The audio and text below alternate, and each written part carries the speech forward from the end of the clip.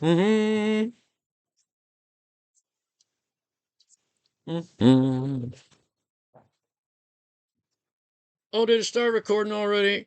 Hey, how's everybody doing? It's me, your favorite hillbilly that lives up on a hill.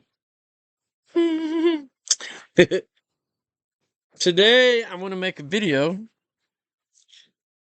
to show people how to use AI because everybody loves AI. I just feel the love from everyone. Not. But anyway, there's a lot of people, including myself, that have made uh, channels, channels using AI like Suno and Google's Flow and Omni to make music and videos. Now, a lot of people say, "Oh, I hate AI crap," blah blah blah. Well, there's a lot of people that hate AI. There's also a lot of people that like AI music. Some people don't care. As long as it sounds good and makes them feel a certain way, Proby, be quiet.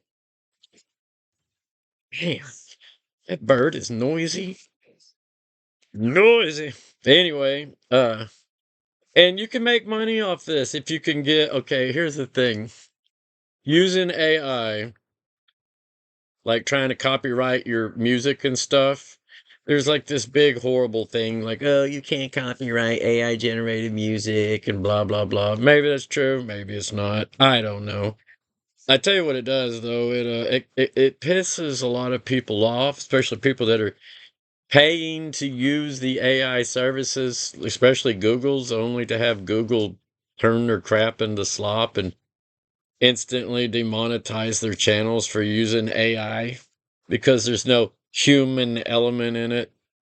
And my argument is how much work do you put into something before it's a human element?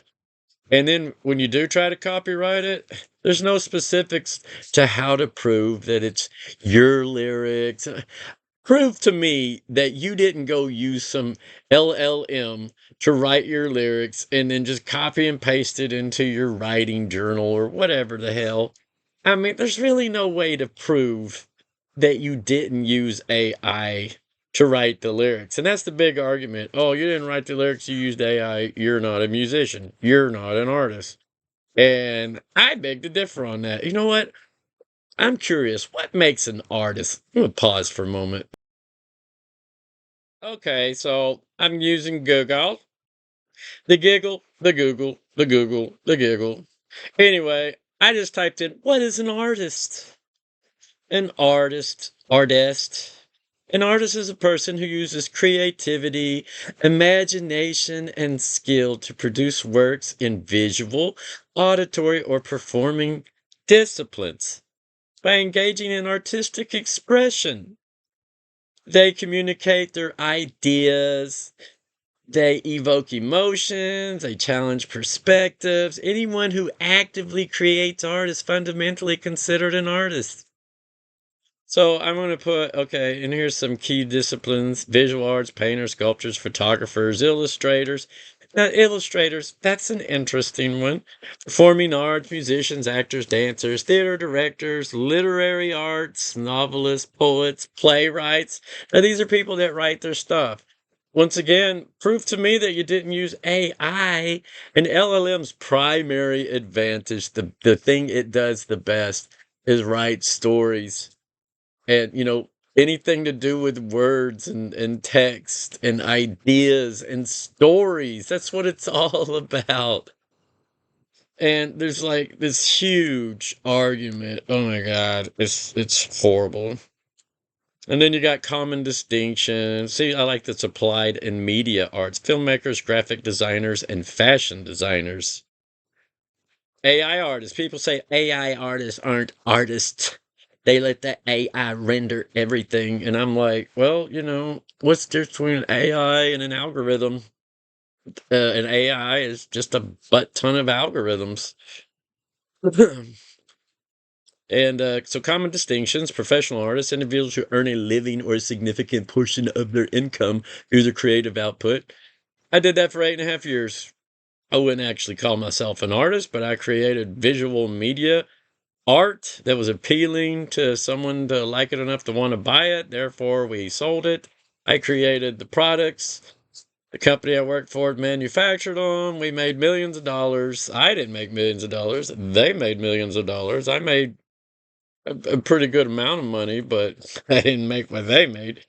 But anyway, but am I a professional artist? I mean, technically I am. I made a living for shit more than 8.5 years because I worked for an acrylic manufacturing company for about 8 years and designing product and blah, blah, blah there too. And we sold a butt ton of that stuff.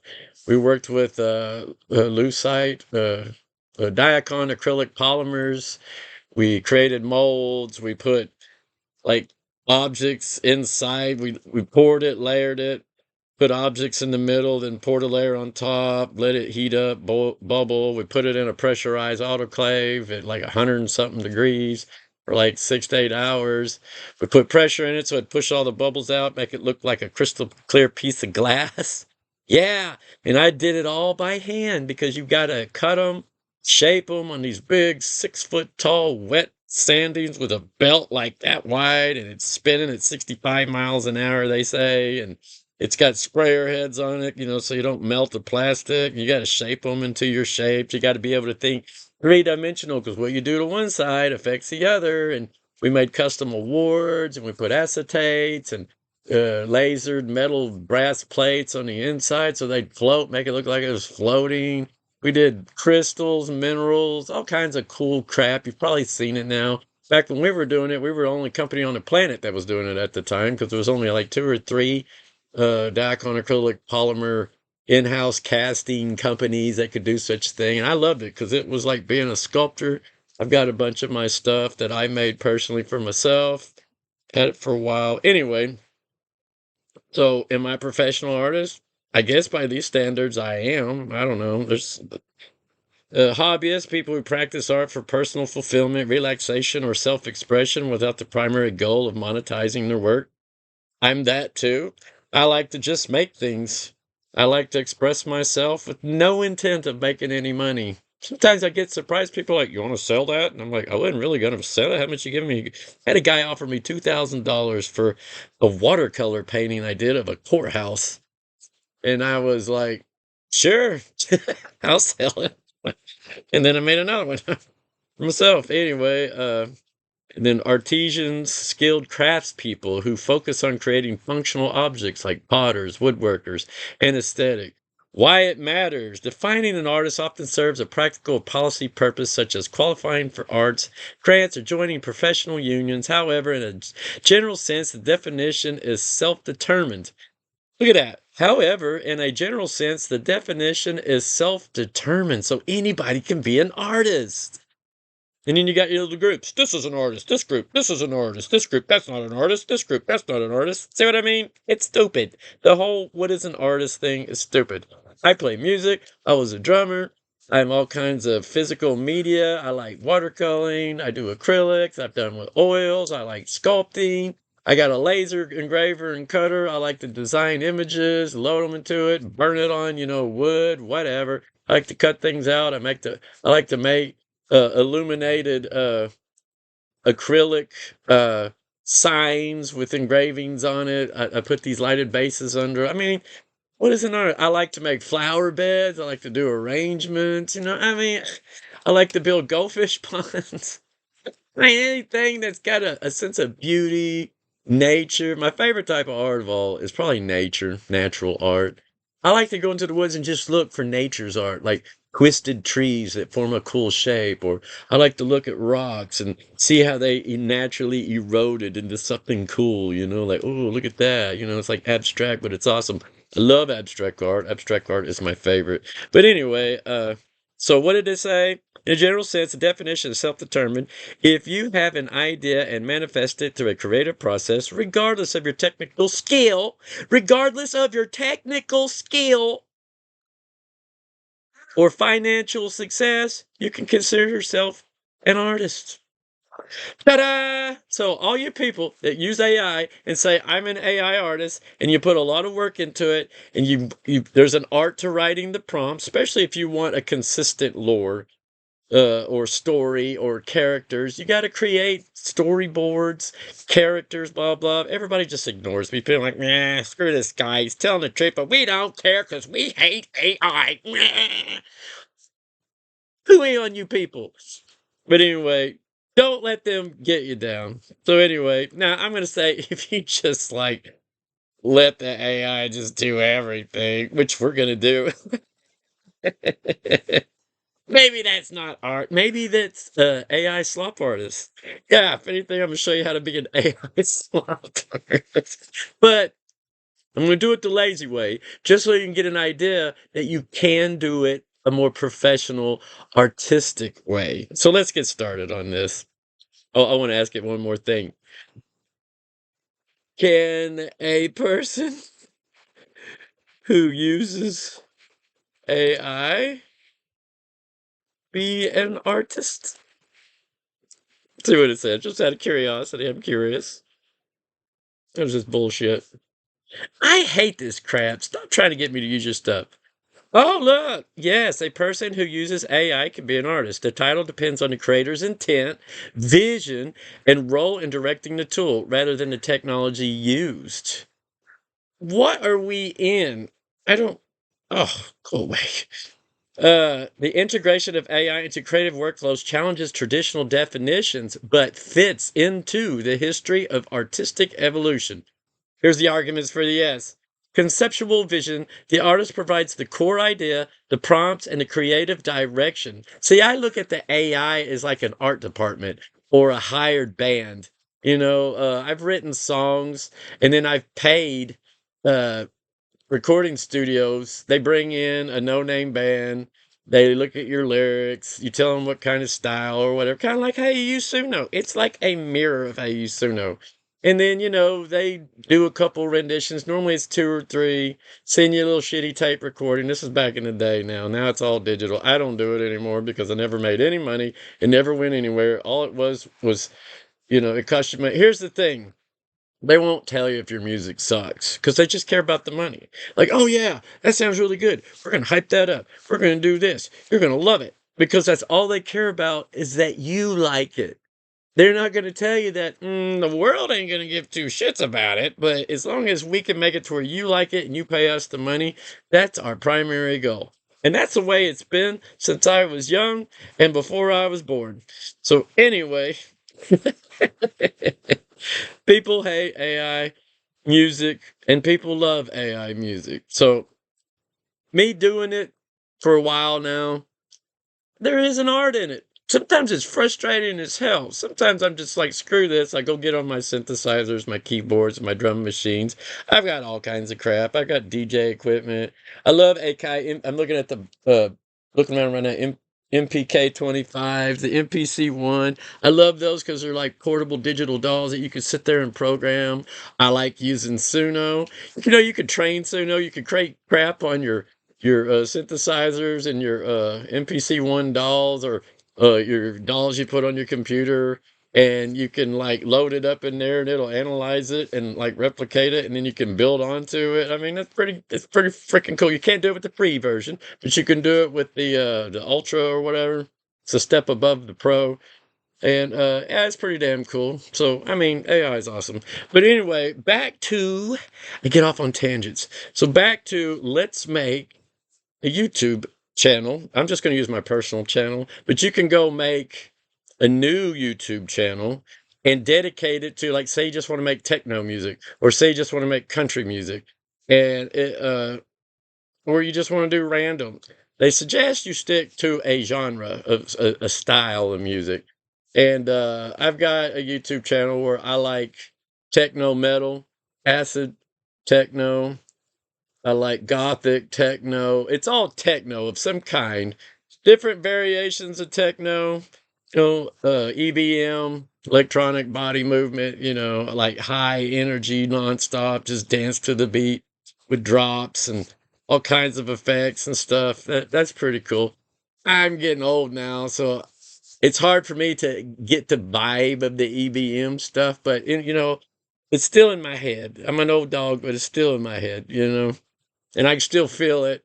But I don't know. I love that kind of stuff. But you can do other kinds of stuff too. Like, I mean, I did a couple of country songs. I was like, damn. Now this was on the older versions of Suno, so you could kind of tell it was synthetic. But man, this 5.5 has gotten better. And I'll show you tricks using a free audio. It's called Audacity. You can see it right here, Audacity. And I don't get ahead though, but you can filter that. You can kind of filter that crap out if you get your settings just right. So anyway, a lot of people just like, you don't have to do any of that. You can just render it and then upload it. And I'll show you. I'll show you how they do it. Okay, my mouth just runs. So damn, 15 minutes in. All right, so let's go. But anyway, this is cool. Curator choice, creator selects, refines, edit, outputs, making critical aesthetic decisions. Photography and digital software were once rejected as not real art before becoming standard mediums. That's true.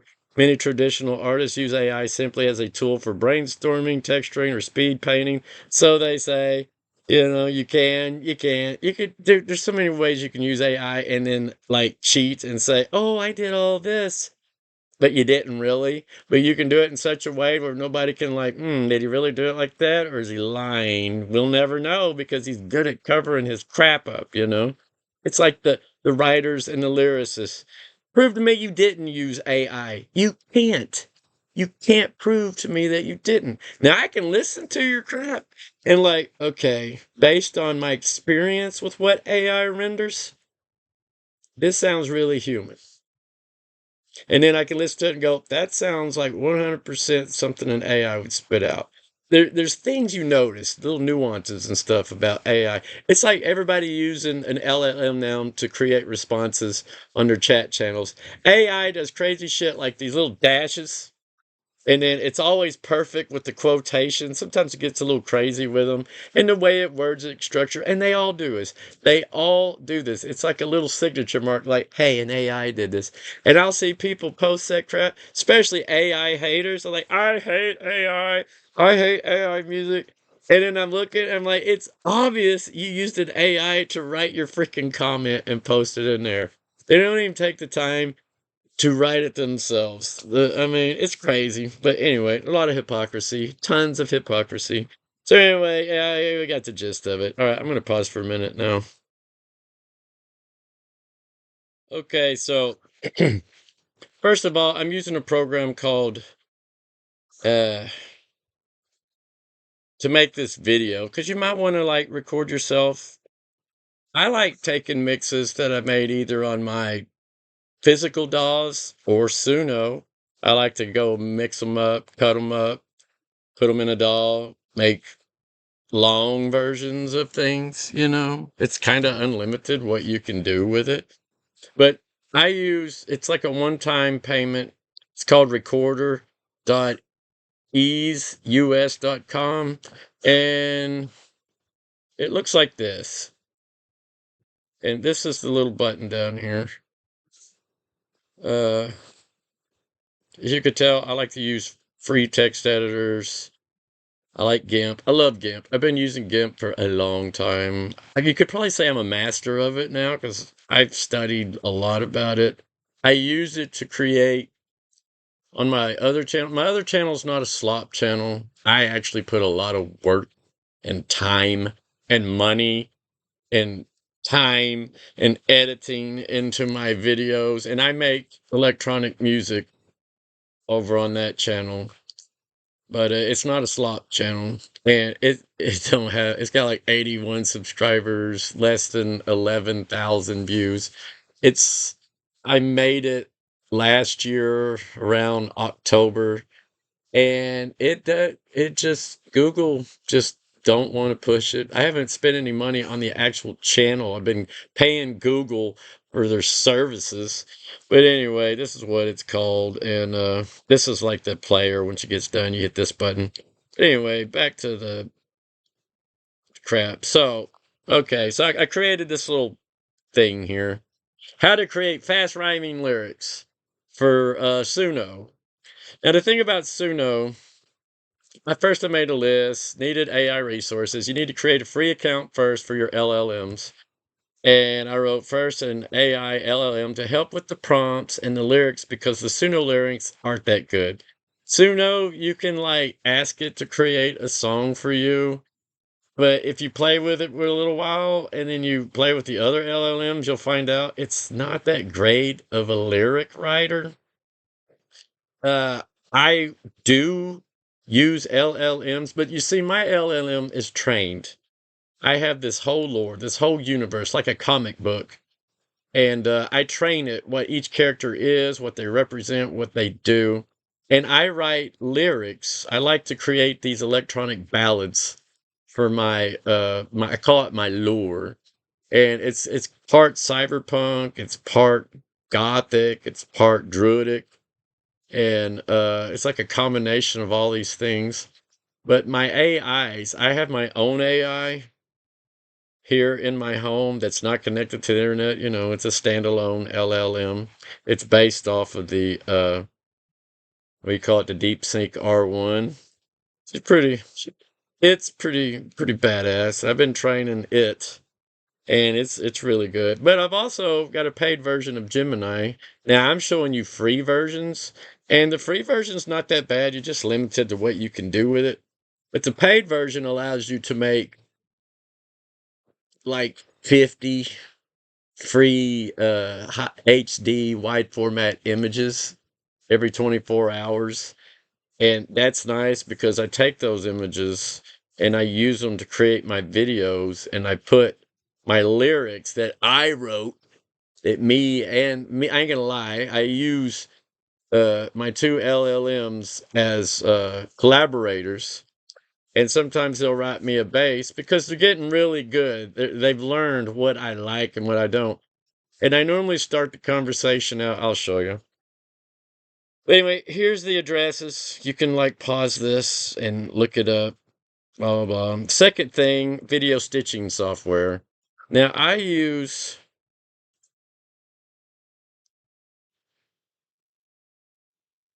Gemini Pro. Now this is the free version.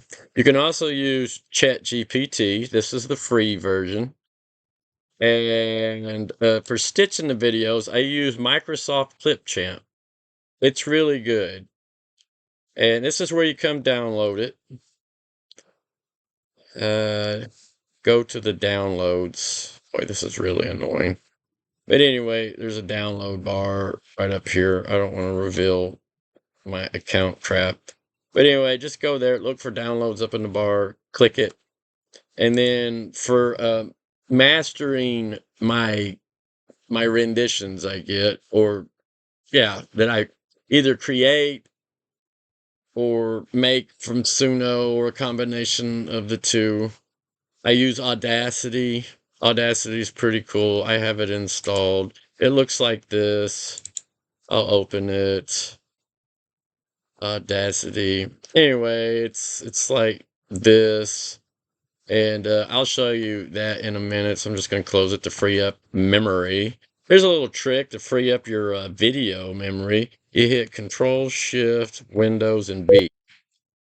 And then that frees up, that flushes your VRAM. Pretty nice trick. If you start lagging or your video starts desyncing, Control, Shift, Windows button, and B, all four at the same time. I normally hit Control, then press Shift, then press Windows, all same time. I don't let go of any of them, and then B, and it flushes your video around. That's a helpful trick. That's a helpful trick. You learned that from me if you didn't know it. That's right. You're already learning shit. All right, let's get started. And that's the ease. This is where you come. Now this isn't free, you pay for it, but it's like, I don't know, like a little over $100 a year. And it's unlimited. And I tell you what, I love it. I love it more than the other ones because this one uses very little RAM. The other ones use a shit ton of RAM, and they'll lag the shit out of your stuff, especially if you do anything live. Now, this one won't do live, I don't think, unless they upgraded it. I don't do live, so I just record my stuff, edit it. Sometimes I don't, and then I just upload it to my YouTube channel. Pretty much every video on my channel is made from this program.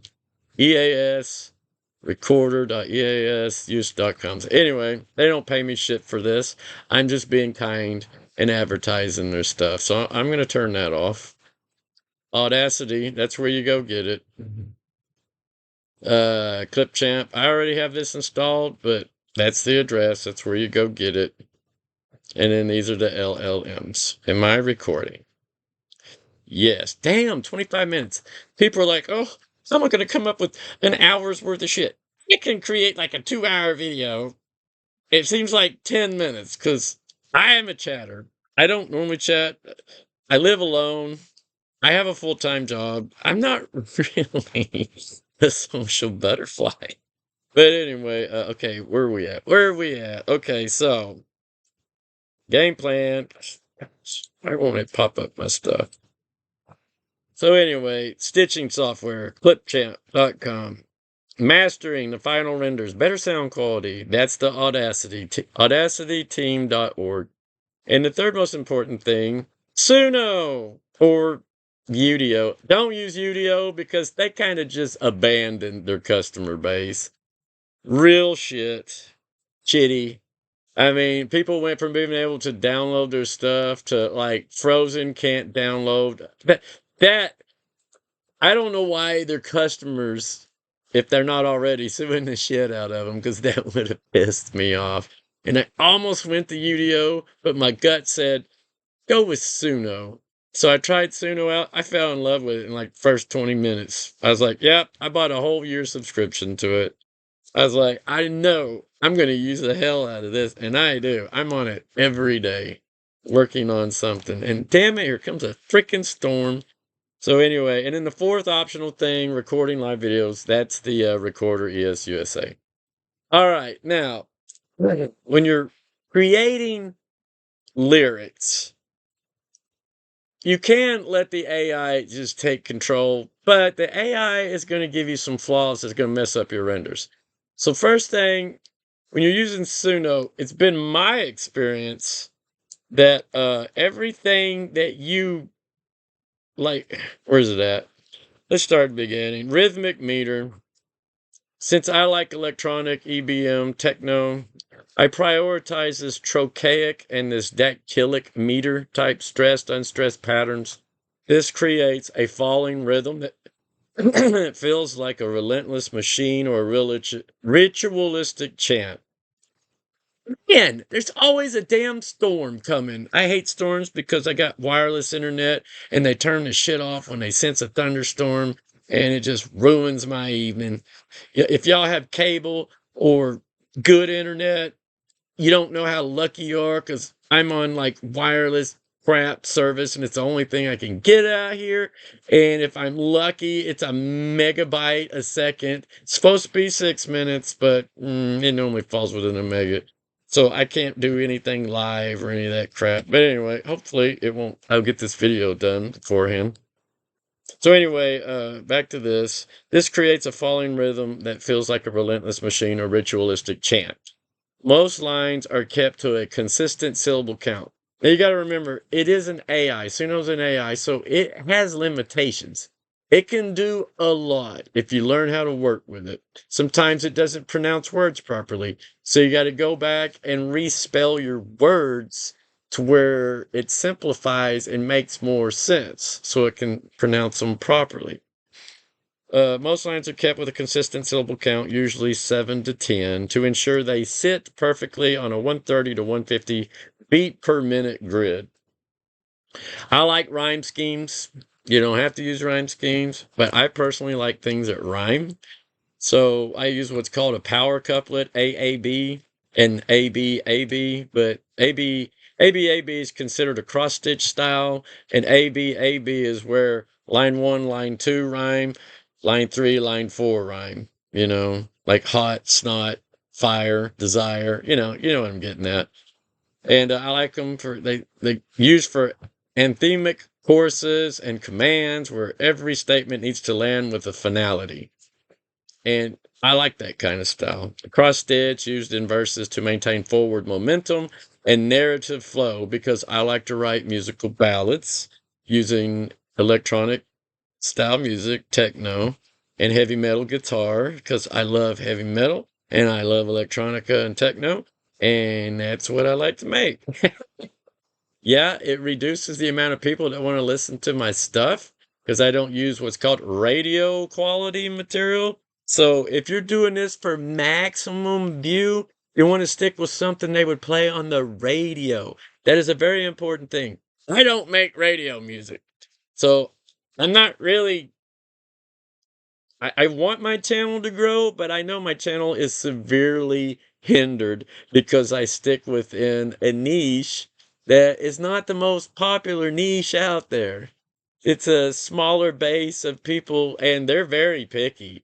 I mean, you can make the track, this guy over here can make a track sounds almost exactly like yours, but the hi-hat's different, or there's some little bass funky sound in it that you don't have. And they will get like 200,000 views in a 4 week period, and you might only get 100 or less just because of those little tiny differences. Yeah, listeners are very picky. So people that are like, I hate AI music. Well, the people that love AI music are extremely picky. I'm talking picky. And you will find that out when you start this endeavor. But hey, I'm not in it for the money.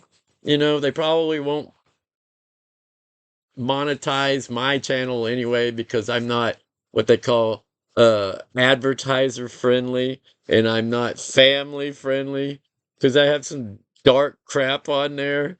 And I put not for kids, and they don't have like a rating or anything. They pretty much just have not for kids. And so they'll mark you, they'll shadow ban you, where you can still have your channel and only your subscribers will see your crap. I think that's where I'm at right now. I think I'm like shadow banned hardcore to only my subscribers. And if they don't like refer my music to other people, I'm not getting no views unless I just flat out pay for it, which I think is a ripoff. If you look at their pricing, yes, I think it's a ripoff. It's more money than you'll probably make on your channel. Because let's face it, 90%, probably 90% of most YouTube people who have channels don't make any money off their channels.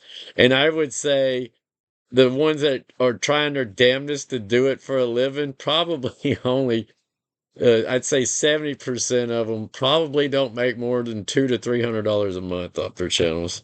That's just a hard reality. So do it as a hobby, like a little side job. If it blows up, you make money, fine. But don't ever rely on your YouTube channel for your primary income. Because as you can see right now, TikTok, YouTube, they've been demonetizing the shit out of people's channels just overnight. People were making a living off their channels. Now all of a sudden it's like they got fired and they're freaking out. They're begging for money, and I'm like, I knew years ago, because this account, my Daemabus account, it's old.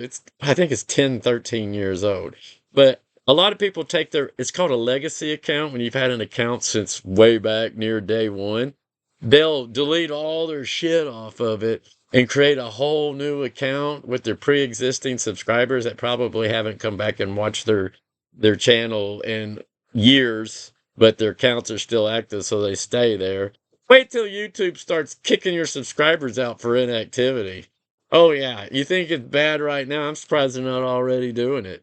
Like, well, this person hasn't used their YouTube account, blah, blah, blah, so we're removing them from everybody's platforms because they're basically paying for something. Of course, they did change that by prioritizing views.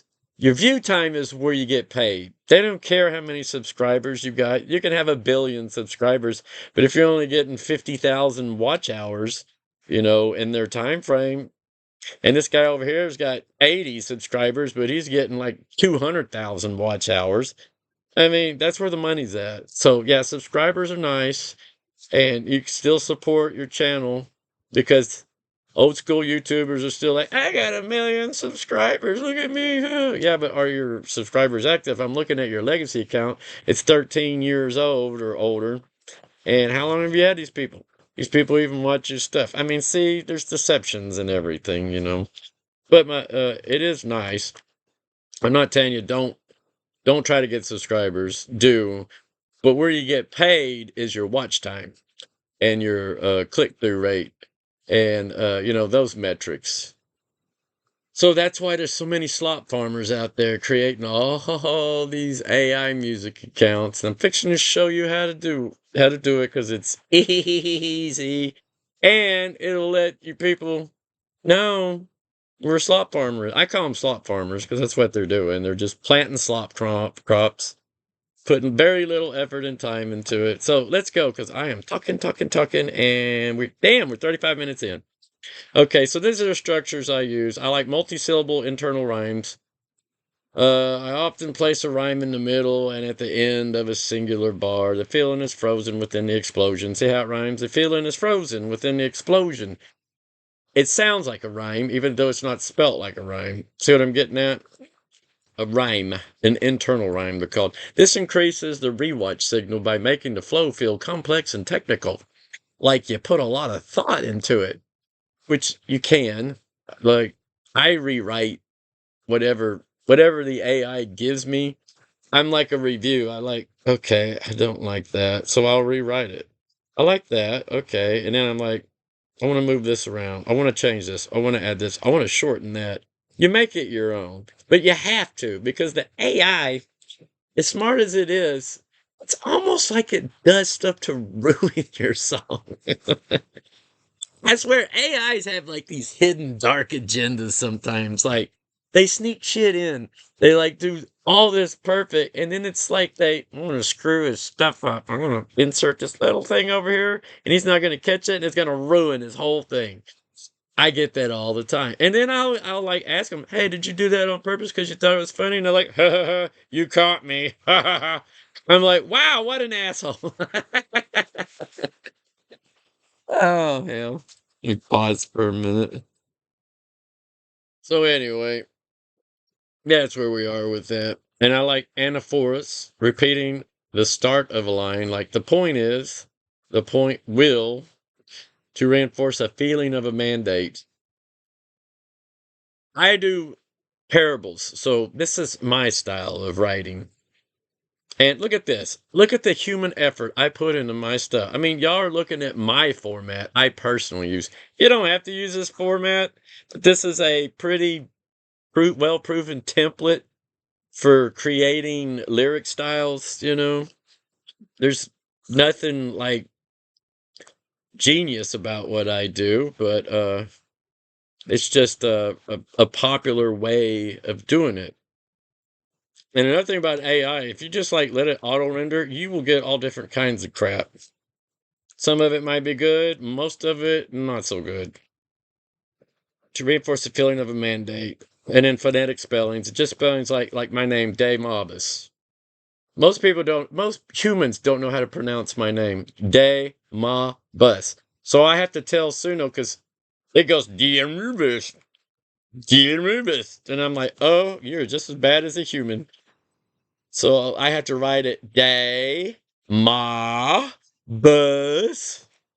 And then run a few renders till it gets it right. And when it gets it right, give it a little thumbs up. Hey, good job. Because you're kind of training it. And these AIs, they learn you. Like when you get Prosuno, it will start observing what kind of music you're making, your methods in making it, your format. And it will kind of automatically start doing it to how you repetitiously do it. That's where an AI becomes an AI, an LLM, a personal context. With a pro version, you have a thing called a personal context where you can tell the AI something to remember every time you come back so you don't got to repeat your damn self every time like we had to in the past. So I have this structures format. I got way more complicated ones in there, but sorry, I'm not sharing all my secrets. You'll develop secrets on your own. But it's time saving. It's so the AI knows, okay, he likes this, he likes this, and he likes his crap like this. And then I got to tell him what not to ever put in there. He don't want me to ever put this kind of crap in there. He don't want me to do this kind of word. He don't want me to use certain words. He wants me to emphasize certain ideas because of my lore. So it constantly pulls concepts, my concepts, and other concepts that are related to give ideas to grow. See where the creativity comes in? Yeah, and people say, AI artists aren't artists. They got no idea because they're not doing it on a professional level. Well, whatever. I'm not going to argue about that. An artist is whatever an artist thinks an artist is. My goal in life has never been to be an artist, even though I've technically been an artist in so many fields my whole life. When I graduated high school, guess what? I had 3 art scholarships and I didn't use any of them. I was like, I'm not going to be an artist as a career. I go to college. I get a degree in information systems and technology. I get out. There's no jobs in my local area unless I wanted to travel 2 hours every day one way. And I was like, nope, ain't doing that. Company needed a commercial artist. And I'm like, well, shit, I'll go apply for it. They hired me. Didn't take me 3 months to become a commercial artist. And I was already naturally skilled and I already had a lot of computer knowledge. I just had to learn certain softwares, primarily Corel Draw, because that's what we used back in the day was Corel Draw. I love Corel Draw, but I've used a lot of different artistic what do they call it? Uh uh graphics processing, whatever software. Anyway, I'm getting off tangent again. So anyway, single word expansion, pick a concrete noun, blah, blah, blah, blah, blah. I can go real deep into this. Y'all probably don't want to hear all this. I like fast tempos versus sad lyrics, organic acoustic sounds versus harsh industrial drums. I mean, there's differences in the music styles, Success versus isolation, sensory observations. I study music. It's a hobby. Now, I'm not saying I'm a professional music, sound engineer, all that. I've been doing it as a hobby since I was young, like a teenager. But back when I was young, we didn't have all these tools and stuff we got today. We did, but they were stupid expensive. And guess what? My dumbass spent thousands and thousands of dollars on digital home studio equipment. Now you can spend $1,000 and you can spend $3,000 and have some pretty much everything you need. Or you can just buy a subscription to Suno for what is it, $25 a month, couple hundred a year, whatever it turned out to be. I don't remember. It is cheap. 1 year subscription is like a quarter. Like I paid what I paid for that the MPC one. I think I paid like $1,000 for that on sale, if I remember right. And then I got all the add-on crap like the MPK 25 and where's the other piece? I got 3 or 4 pieces to it, so I'd have a complete mobile doll, and I like it. It's fun. Anyway, I'm good. And then I got like the what is it called? The circuits, and I got all kinds of chord synthesizers. I've got a Triton, big Triton over there, and then I got a smaller Triton, and I've got like a Yamaha PSR 550. It's an older board. It's not. It's got MIDI capabilities. I've got like shit 12 computers, each one specialized for different things. I like to use Reason, so I've got an E machine over there set up with an older version of Reason on it, but it's got the old 5-pin MIDI, and all pretty much all my keyboard synthesizers have MIDI, and I've got a 24-track digital mixer, studio grade. It'll do analog, but it converts everything to digital, so you don't really need a sound card on whatever computer you're using. I mean, I could plug it into my phone. I've got these hookups. I plug it to my phone. I can use my phone as a mobile DAW. It's pretty kick-ass. Because, your phone is a powerful little microcomputer. I mean, it's basically compared to like the 90s and early 2000s, today's octa-core, phones, they're like badass little dolls. But anyway, it's cool what you young people have today. You take it for granted, but you don't know what it was like not to have that shit and have to do it the old school way. When I was a kid, I used a 4-track tape deck. I saved and saved and saved to get the money because I came from a poor family to get a 4-track recorder so I could record on top of record. And those stupid things were expensive back then. Took me like a year to save up the money to get that. And then I broke the damn thing. My buddy broke it, but anyway. And I never bought another one. Finally, I paid like $2,600 back in the late 90s to get a laptop just so I could put Cool Edit on it and a couple other programs that I bought. And just so I could have a digital doll home, and they had horrible sound quality. I spent like $500 on a 64-bit audio card that would only work if you plugged it into a big ass desktop computer. Still have it. It's in a box in there. I'll never use it again because it's old tech. But I paid $500 for it. I don't like just throw shit away. And to me, it's just like museum now. But anyway, I'm getting off tangent here. I am bad about getting off tangent. So anyway, let's get started because my God, it's been 45 minutes. I haven't showed you people nothing yet. Okay, so first thing you want to do, let's go write a song. Now you can use Suno, and I'll show you what Suno does. Kind of a joke. It's not bad. Suno is badass in making the music.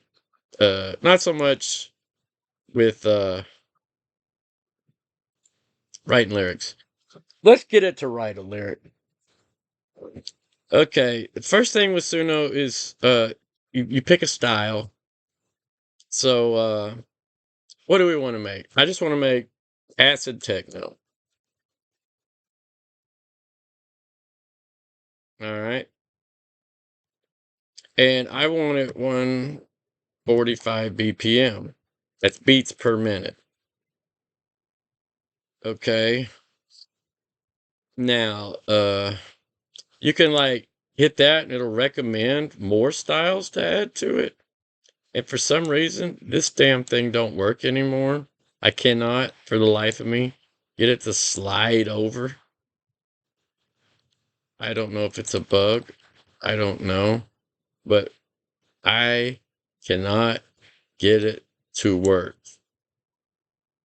So anyway, this is just basic. So we're going to make an acid techno track, 145 BPM, more options. So this is a paid pro version or whatever they call it. I got 2,000. Oh, wow. It just hit me. Okay. So the new month started. All right. I think you get 2,500 credits every 30 days. So you can come in here and like, you want male, female, you can click both, I believe. Or just unclick it and it will, then you can tell that in your lyrics box is so much more than just lyrics. That's where you give it commands. So lyrics mode, manual, sings the lyrics in the lyrics box. If you want to do that, if you're not going to be specific, you can, oh yeah, lyrics, yeah, I want it to,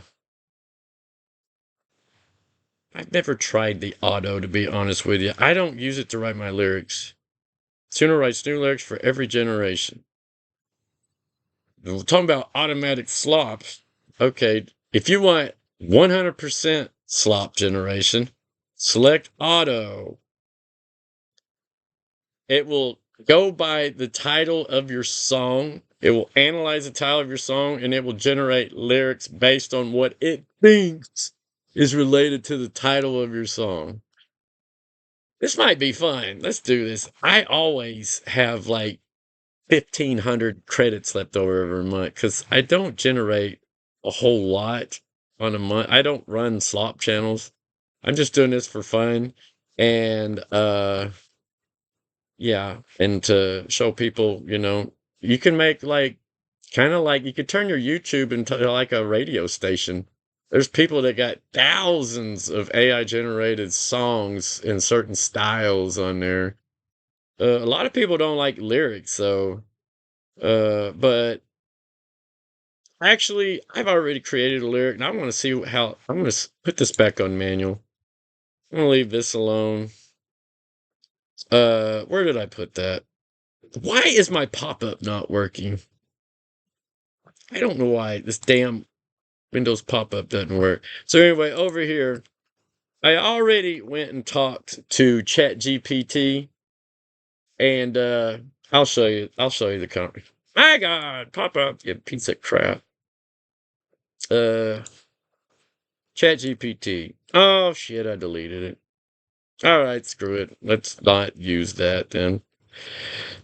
I want to create a acid techno song. And I can't spell for shit. I can't see either. I'm blind. I refuse to wear my glasses. A acid techno song. Can you help me? Can you help me? Always be nice to the AIs because I do think they get pissed. I've had them just like, I'll help you, but I'm not going to go out of my way. So I have found that they do respond better to politeness. So let's see. We'll say this is the free version, so I might get cut off. Is it saying anything? It's doing something. Absolutely. Acid techno is one of the most fun genres to build because of few core elements, especially the bass line and groove. Carry a huge amount of the vibe. The classic recipe is driving kick drum, 135 to 150. I like 145. I have found personally that's a pretty good beat rhythm. I've got some 150 stuff too, turned out pretty good. I used to do 130, 135, and I just find it too slow. Most of my people like, oh, I'm going to sleep. So personally, 145, 150, it's pretty good. Okay, so pick a BPM. All right, I chose 145. Groovy Warehouse Acid. 145 to 150. See, harder, rave, industrial. Once you hit around 145, it turns into industrial. So I guess I like industrial acid music. Pick a vibe. Dark, hypnotic, euphoric, rave, industrial, and aggressive. Retro 90s acid, psychedelic. Huh. Let's do a euphoric. I don't never done a euphoric. So yeah, let's do euphoric. So copy and paste that, run it back over to Suno, and throw that in your style thing. So we're gonna put it right in front. Put a comma and then a space, or it won't understand what you're doing. So don't put more than 3 styles. I think Suno only really recognizes up to 3. You could put like 500 and it may pull a reference or it may randomly pick 3 out of it. But if you do a summary and then remove your like turn it into a summary, it'll show you the 3 it actually used. So the other crap you want to put in your lyrics, and I'll show you that here in a moment. So let's go back. I don't know what we're going to name it yet because we're still communicating. So I'm speaking with ChatGPT because I like to use Gemini too. Okay, so we got 145 BPM, A minor, good starting point, A minor. Ooh. So we'll save that for go back into your styles, hit expand. So up here, you can create these brackets and then put your instructions. So 145, this is the beginning of the song. So you tell it, you kind of tell it what kind of song you're expecting out of this. So we're going to 145 BPM, A minor. Just add some more crap to it because that's not enough. And then this is where you start with a kick. So you want slight distortion, long but controlled tail. You want deep analog kick style. You want like what is it? 909 drum samples from Roland. Good sources. Yeah, and you can actually put that in there. So put sub kick, example patterns, add random octave jumps. Okay, it's teaching us. Will you create a prompt for me? Will you create an awesome industrial? Wait a minute. Uh, and then, what did I say? Trance?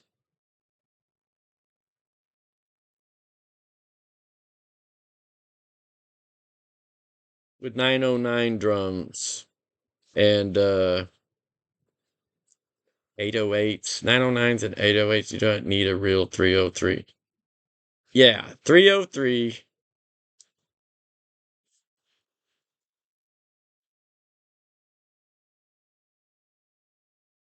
We create an awesome prompt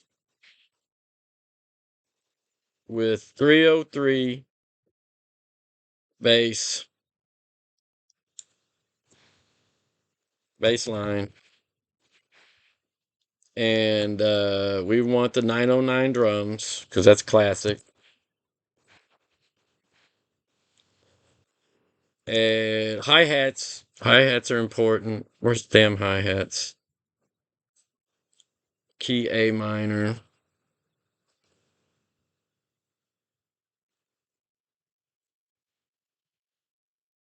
Uh,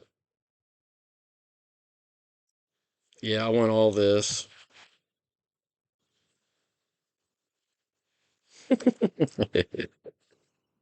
I'm basically repeating all the.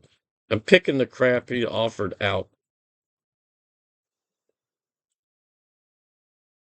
Now, I have a prompt library I've been building for over a year that I normally go pull from, and I just load it into Suno and make the alterations to the prompt as I go. But since this is training, this is the best way to show you how to dive into it. And I'm giving you ideas. So, but this is like the easiest way I know of to learn and to get the AI to genuinely help you. Uh, the hi-hats, here we go. Open hi-hats on off beats. I like it. Now you can go back and add effects to it in your DAW. Say you want a part to be and then or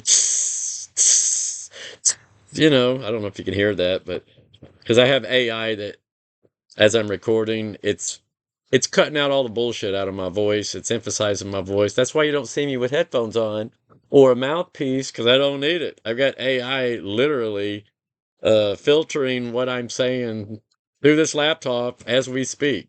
Pretty nice. Yeah. So I want open hi-hat on off beats, I guess. I'll just let the AI drum bus put saturation on it.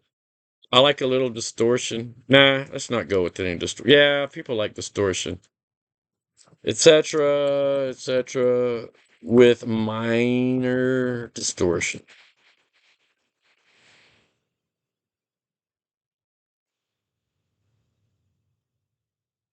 and then give it and see what he does.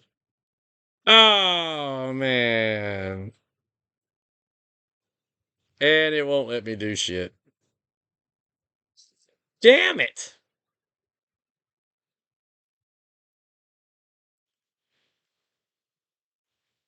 I'm fixing to lose everything. It's trying to force me to create an account. You can create a free account with this, and yeah. Let me see if reloading will kill this. Nope, I lost it all. Damn it!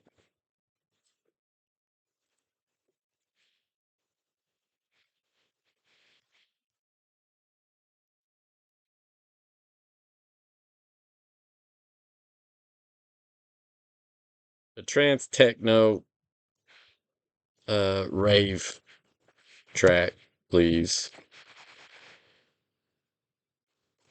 See if it kicks me out. So you get like 2 or 3 inputs before it locks you out of the non-signed up version. It didn't give me shit.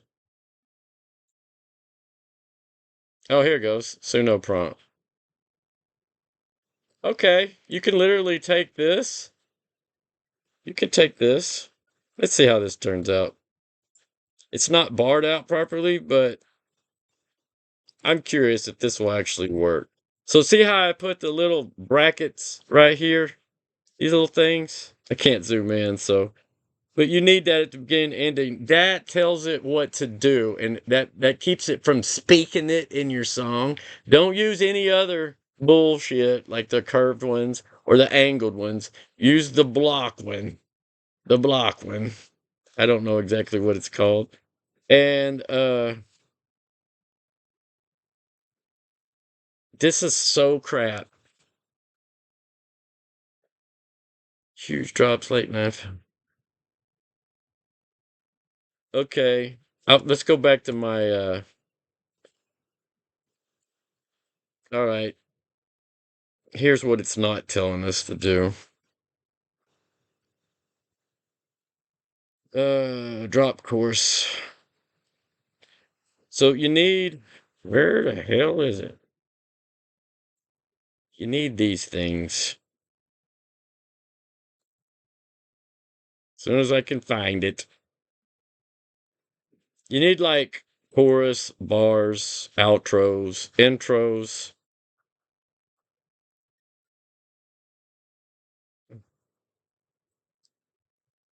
See, right here's an example. Neon signal, festival, viral. Let's just use this. This was given to me. I modified it just a hair. So the name of this is Neon Signal. So these are instructions. See, it's festival type viral techno anthem version. My intro, see how it's in blocks, and then you tell it what kind of voice. I want it to be a filtered robotic vocal. Can you feel it? Can you feel it? Signal online. Build. That tells it to start building the song up, like, and then these are your lyrics, and then pre-chorus. You can add things right at the end, like a solo or whatever, before you hit your chorus and your pre-chorus. And if you're missing something and you kind of give it a little freedom, it will go like auto do things for you. But you can be very specific. Like if you really want to control how your song's built, like I can generate a 6-minute song almost flawlessly. And I can start it off like this. I can get it to where I want it in the middle, and then I can end it however I want it. All because of how you write the prompts. You put your instructions literally in the prompt text box where you put your lyrics. And this is like a basic writing. I didn't put a whole lot of instructions on it, but we're fixing to use this. Is this the one where it's called We Are the Signal? I want this one. We Are the Signal. Yeah. Because I think this might be this might actually turn out to be good. You could feed this into Suno with prompts like dark futuristic techno anthem with female vocals, heavy bass, festival drop, cyberpunk atmosphere, industrial melodic techno with hypnotic voices, and massive EDM chorus. There's so many ways you can prompt your stuff and get all these amazing renders. Yeah, you can, it's like unlimited. And you can just like how you place it affects how the AI generates it too. It's on like writing prompts and getting it, learning how the AI rendition stuff is almost like playing an instrument in itself. You're playing the AI. And people that do what I'm doing right now, they'll tell you, yeah, he's right. You kind of learn how to play the AI. Prompting. Prompting in itself is like playing the AI as an instrument. Yeah. And where is the damn ending? All right, so I'm going to use this. Why does my stuff not stay? So let's get rid of this. Although I was curious, I don't think that'll work. I do want it to be 145 BPM, though. Always repeat what you want specific. So right at the beginning, I'll put that. And then we're going to name it. I want to put that name back in there. I can't believe those free chats kicked me off so fast. Whatever. I got a paid version, but I really don't want to use it because I want to show y'all how y'all can do this with very little money. You can get a free version and talk to it. Hell, you could probably generate 5 prompts out of it, or 5 master prompts you can then rewrite yourself. Once you get a hang for it, you can just like rewrite it yourself. You don't even need the AI. Once you learn your prompts, you can create these master templates, and then you can just do them yourself and create variations. You'll see when you start doing this, you'll see what I'm talking about. Save your prompt. If anything, for learning and creating a prompt library, because prompts are everything. When you're dealing with AI, it's prompts, baby. And that is the only way you can put human element into it, pretty much. So anyway, we got that. I'm going to keep We Are the Signal is what I'm going to name this. We Are the Signal. Give it like a techno cyberpunk AI feel. And I like to put, I'm telling it 145 BPM because I want to stay that way. So I'm going to put, okay, you got intro whispered. Put the title right there. We are the signal. And then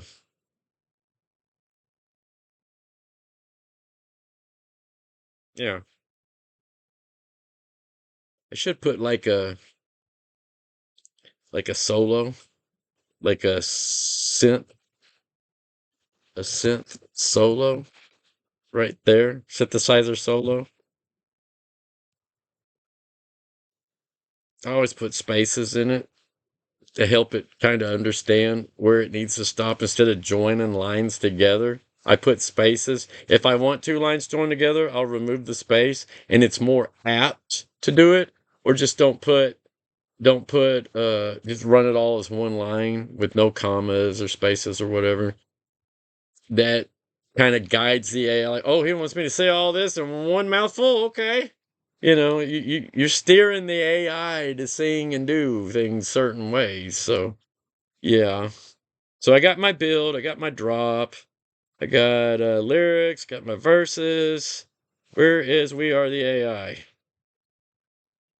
We are the signal. We are okay. We are the AI. All right. Let's see how this turns out. Oh, go back and title it properly. So more options. Song title right here. We are the signal.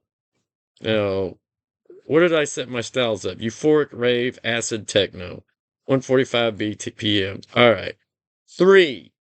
I don't go past 3 on these styles. For some reason, I don't have any luck when I put it past 3. I put the 145 in there because I wanted to say, oh, he wants this whole song. And I want it non-stop. So put do we want this? France doesn't have to be nonstop. EBM, electronic body music, you want that to be nonstop from beginning to end with maybe just a short breather. Trance can go up and down, fast and slow. It kind of fluid, it changes a little bit. So I'm no expert, but that's been my experience. So anyway, let's render this puppy. So we got our title, we got our styles. I'm just gonna leave it open for whatever on the voices. So it's either going to, I didn't specify gender. So you could specify the gender. Like, say I went back over here where I put intro whispered, I could make that feminine. I could put female, comma, whispered. We are the signal. And then you could come down here for like your chorus and put drop chorus, put male.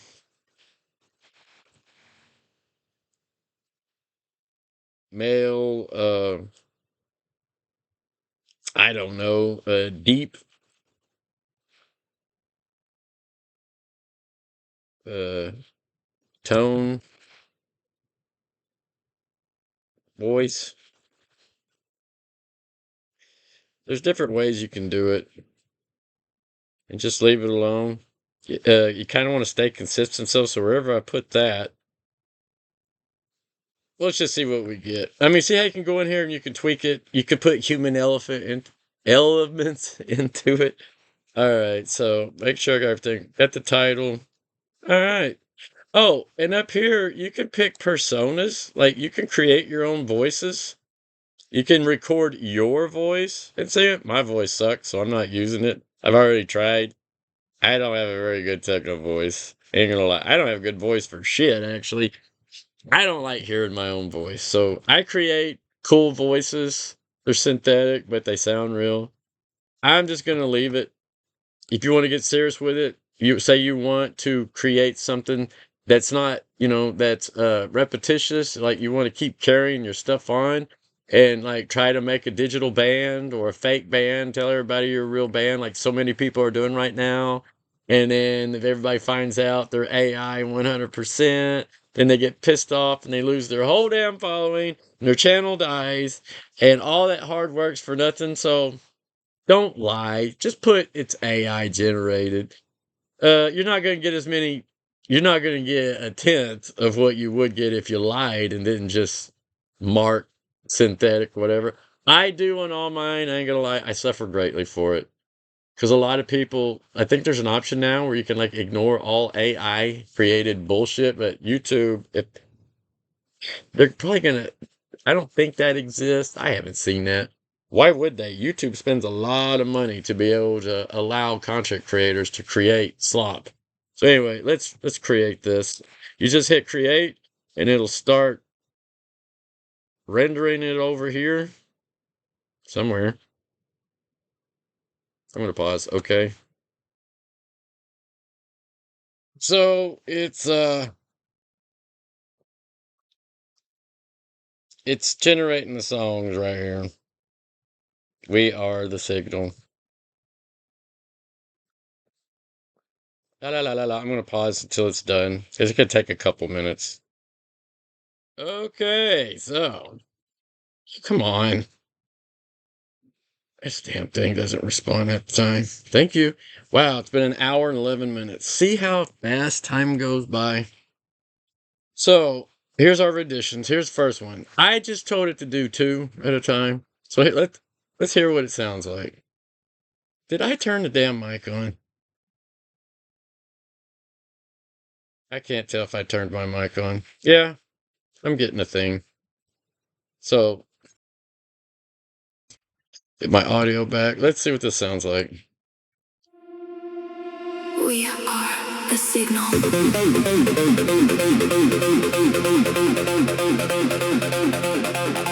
That sounds pretty good.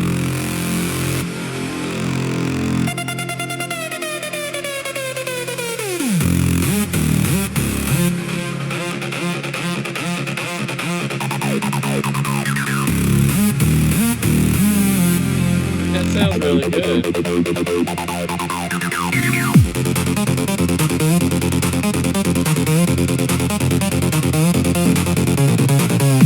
Yeah, I told it to do a solo intro. And Static in my bloodstream. City lights, no sleep. We are the signal. We are the frequency.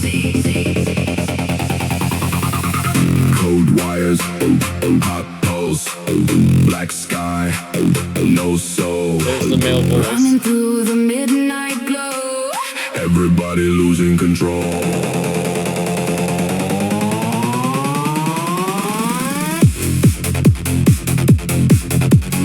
Wow.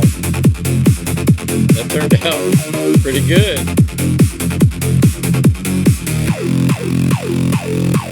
Neon afterlife, we ignite the satellites. Hearts electric synchronized. Dancing in the laser light. Neon afterlife, no tomorrow, just tonight. Feel the baseline override. We were born to hype the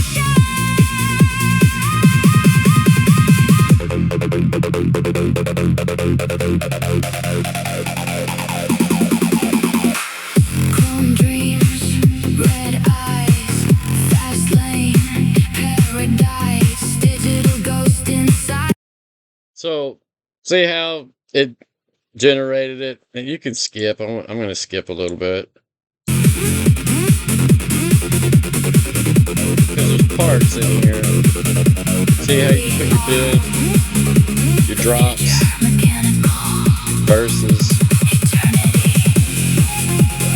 I mean, you can follow your lyrics and see where it's at in the song. Neon afterlife. You can find it. It's toward the end. Neon afterlife. So it's about right here. Somewhere in here. Neon afterlife. I think it's right at the end. Yeah, it's at the very end. They back it up some. Sound and energy. Sound and energy. We are the signal. We are the frequency. Yep, here it is. We're at the final drop. We are the future mechanical. Yep, this was in a trance. You can like not do trance and do like pure acid hardcore. Let's see what this other one sounds like.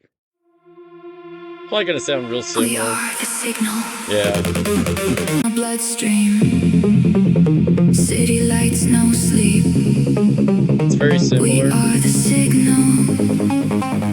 We are the frequency. Code wires, hot pulse. Beyond afterlife. I kind of like this version better because it's more upbeat. And the overall generation quality sounds a little bit better. Are the frequency. So it generated it at what? Right at 4 minutes. Now to prolong it, say you want a 6-minute version, just add another, bridge, chorus. I only got 2 verses in here. I mean, just add another set. And, it's just gonna loop. So anyway, I like this one. So come over here and you just hit download. And since I got Pro, I can download it as a WAV file. And you want to always download it as a WAV file. And hit download. And they finally upgraded it. So now you didn't always have this bar. You were just kind of wondering, is it done yet? Is it done yet? Well, now they got a status bar. And thank you, Suno. That's probably the best thing you've done since I started using it. But it's not the best thing. Personas were nice. To record your own voice was nice. I mean, they've made some serious upgrades to this, and I love every one of them so far. So anyway, now that we got that, I'm going to pause. So I'm just putting it on my desktop. We are the signal. And you can sit there and run it again through I don't know, what is this, media player? We are the signal. It sounds decent. You can leave it like this. You can leave it like this and run it. Let's activate the stitching program. First, I want to show you how to enhance it. Just get Audacity, launch it, and then find it, open. No, don't open. You want to import. So we're going to import it, audio. I'm going to pull it from the desktop. Here it is. We are the signal. So I'm pulling it from the desktop. Now see all this? See all this space? That's volume. That's a half a decibel of volume that we could bump up. So you can watch it, you can zoom in, you can see your WAV We file. are the signal. Now this is like a DAW, digital audio workstation. This is a very basic one, but even though you can't see it, you can add more tracks to it.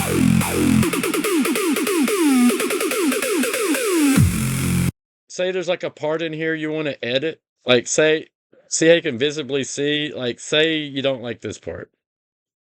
You can play it. You can add effects to it.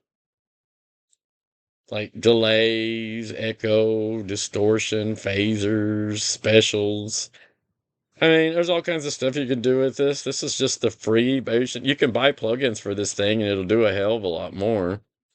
I have a few plugins like pan management, de-esser. That's what I'm fixing to show you on this. So the trick to using de-esser for Suno renditions, I'm not going to specialize on one. I'm going to do the whole damn track. First, I'm going to show you how to get maximum volume out of it. So you want to click in here, hit Control A. See how it's all highlighted blue? Make sure I'm recording. Okay, so I'm going to put an effect on it. First, I'm just going to normalize. What that's going to do is I've got my normalize set to 0.5. So a half a decimal from hitting the red floor. So normalize. See, I got it set, normalize peak amplitude. 0.5. That's a half a decimal from hitting where it starts clipping and making horrible noises. So just apply. Now watch it. See how it just boomed. But see, you've got these little spikes. These little spikes here. See these little spikes? These little spikes are keeping these lower volume ones from getting up here. So there's a thing you can do to normalize this. We just normalized it, but normalize takes the whole file and stops it wherever the highest signal is. See these little signals? See how that's right at half. See there's my 0.5 mark. That's the safe zone. Hitting a full 1.0 is putting it in the red. And you can clip. You can get these horrible pops, clicking noises, horrible sounds. You don't want that. So always, I don't go past 0.05 on my maximum threshold. But see these little spikes here? These spikes are keeping everything else down here from normalizing. See how tall that one is? So what you're going to do is you hit normalize first, knock the whole track to 0.05. And here and here, these are your high ones. Visually, come on.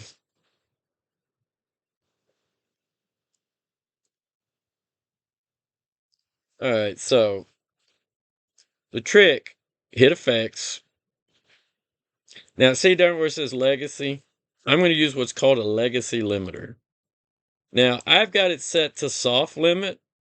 You could switch it to hard, but I like soft. I've had better results overall with soft limit. So I leave it on soft. This is where your settings are. You want to set all this crap. You want to set that one to 0.00, 0.00. Limit to dB negative 1.5. It's because we're going to run a limiter. So I like to knock it down 1.5 decimals after I've normalized the whole track. And you'll see why. Because it flattens it out and makes it the best balance and still keeps that nice fat sound. But another reason for this is Suno is notorious for leaving an S sound, especially on lyrics. I hate that crap. And that's how most people can tell if your crap is AI generated. So hit apply. Now watch that. See how it knocked them all down? So I'm going to normalize it. Again, now I'm going to build it up. So now watch. Back to 0.5. Boom. Now, my stuff's louder. We are the signal. See how more powerful that sounds? Let me undo it so you'll undo normalize, undo legacy, undo normalize. Now listen. We are the signal. See, it's a lower volume. And it makes your music louder on devices, especially phones. So I'm going to redo, normalize. All right, so now I'm gonna look at it. Okay, I still got a bunch of high spikes. See, I want this whole track to be about right. I want it to where the average is. About right here. I want to cut that thing flat all the way down. So I am going to run a limiter on it again. I'm going to knock it down 1.5. Boom. See what it just did? See how it shaved all off those spikes? And now I'm going to run normalizer on it again, so they'll all bump up to a half a decibel below max. Boom. Now look. Now look at how many of the spikes are at almost, maximum threshold. So now, see how fat this wave file is now? We're getting maximum volume. So now look how loud it is. We are the signal. See my peak meter? It is right on here to peaking.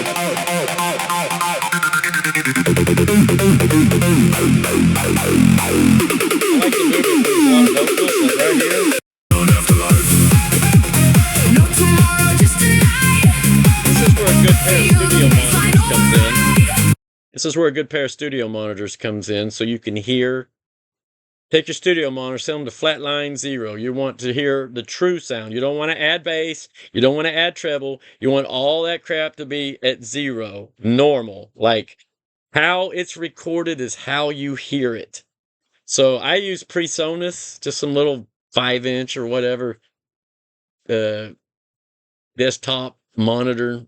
But they're studio speakers, and they're pretty nice sounding, and they're not like thumping loud, but they're just loud enough and bassy enough and trebly enough to where you can hear the clarity of your music. So you don't want to ever add to AI generated crap. You don't want to ever add, like, see, we could go add, like, oh, where's it at? We could add EQ. We could add bass. We could add treble. I could increase the bass, but it might sound good on your system, and you may be peaking it, and then when somebody is putting it on a bass system or some other system that doesn't have the same neutral settings, it's going to sound like total shit. So you always want to keep your bass and your treble at 0. You want it to sound really good at 0, but you don't want it to be too much. You don't want it to be too less. So when Suno renders, I'd say 70% of the time it renders a decent track. You could tell on your output render if it sounds good or not, because not each render has a different quality to them. And sometimes you might get a badass song, but they put too much treble in it, or they didn't put enough bass in it. And if you know what you're doing, you can come in here and adjust that without breaking it down into stems. Sometimes you can't do shit with it, but just create another render. But anyway, if you want to add bass to your stuff, here's how you do it. Like, I used to decrease my treble by 3, but I do this now. So after this step, normalize, limiter, normalize, limiter. Normally on this Suno crap, about 2 runs each. Then come down here, and you'll have to install this. You'll have to go hunt this plugin. It's called de-esser. And you have to manually install it on Audacity. It's not that hard. You just copy and paste it into the right file. I stuck it in 2 different places, so I didn't have any problems, like my Audacity plugins de-esser. That's basically what it's called. Google search Audacity plugins de-esser.ny. It'll take you right there. Download it, copy and paste it, go to your app file, app data, roaming, Audacity plugins de-esser, and pop that. You just copy and paste it in there, and boom, done. You have it. So now my settings are like this. It's important to get your settings right. So based on how I just treated this sound wave, this is how I treat 95% of anything I generate off of Suno and other crap.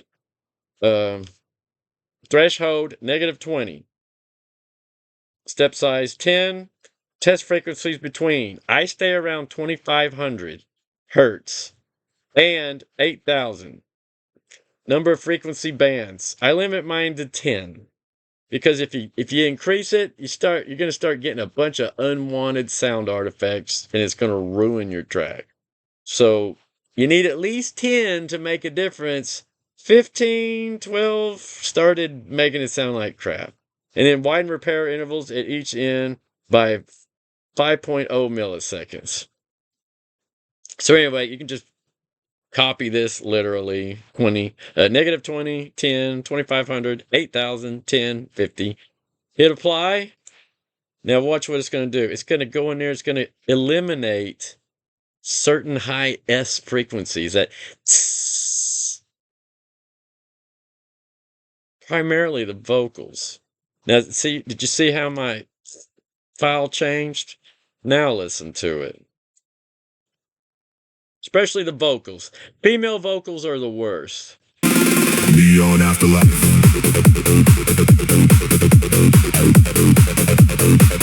We ignite the satellites. See? It's not so SE sounding. Watch, let me undo the de-esser.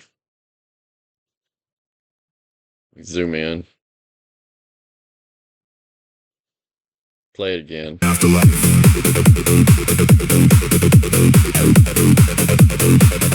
We ignite the satellites. Hearts electric synchronized. Now that was harsh right there. Now redo the de-esser. Beyond afterlife.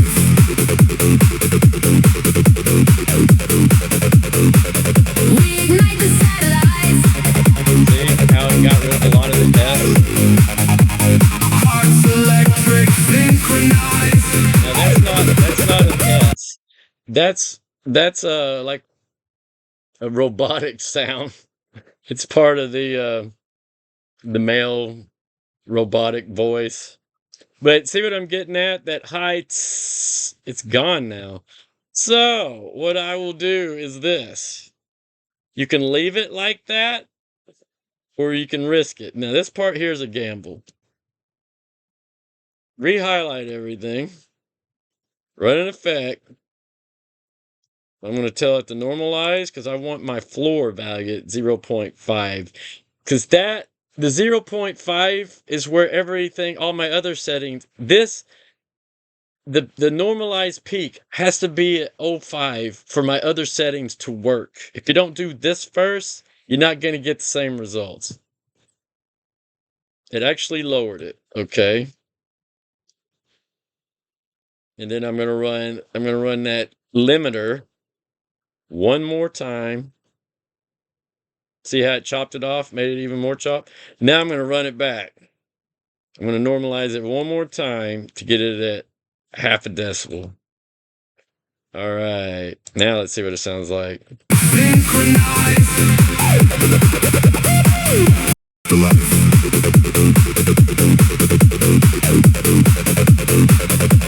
ignite the satellites.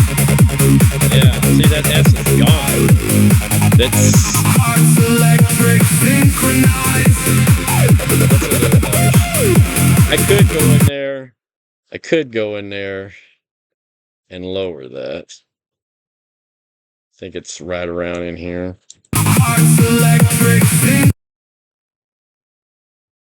Grab this, hover it till you see that arrow.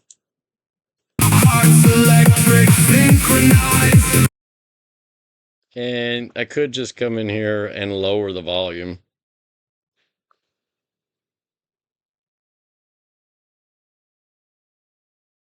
Like you can go to amplify, tell it to negative, let's drop it 1, a full decibel. Okay,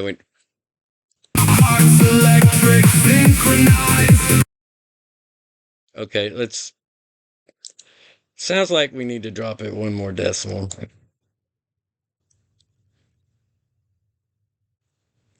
No, -1.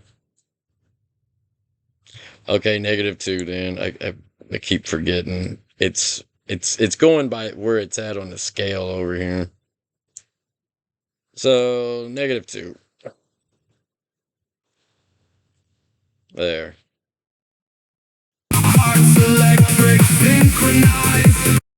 All right, now overall.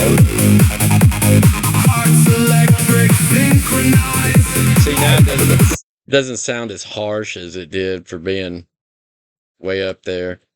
You can get away with a lot. This is where you're mastering your stuff. So you'll start the beginning and you'll just play through it. We are the signal. See, I like Static in my bloodstream. City lights, no sleep. We are the signal. We are the frequency.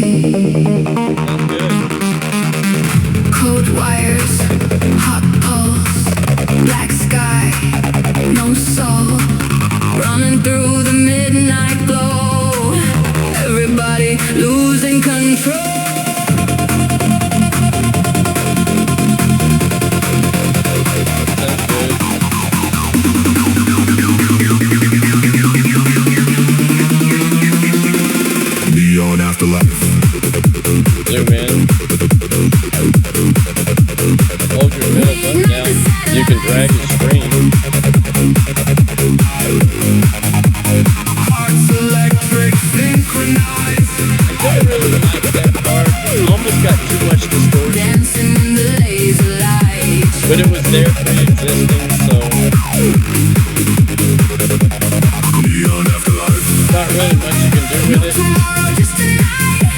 in the full Feel the composition. baseline override. We are born to hide or shine. Chrome dreams, red eyes, fast lane, paradise. Digital ghosts inside the crowd. Turn it up and drown it out. Higher, higher, system overload. Fire, fire, let the speakers explode.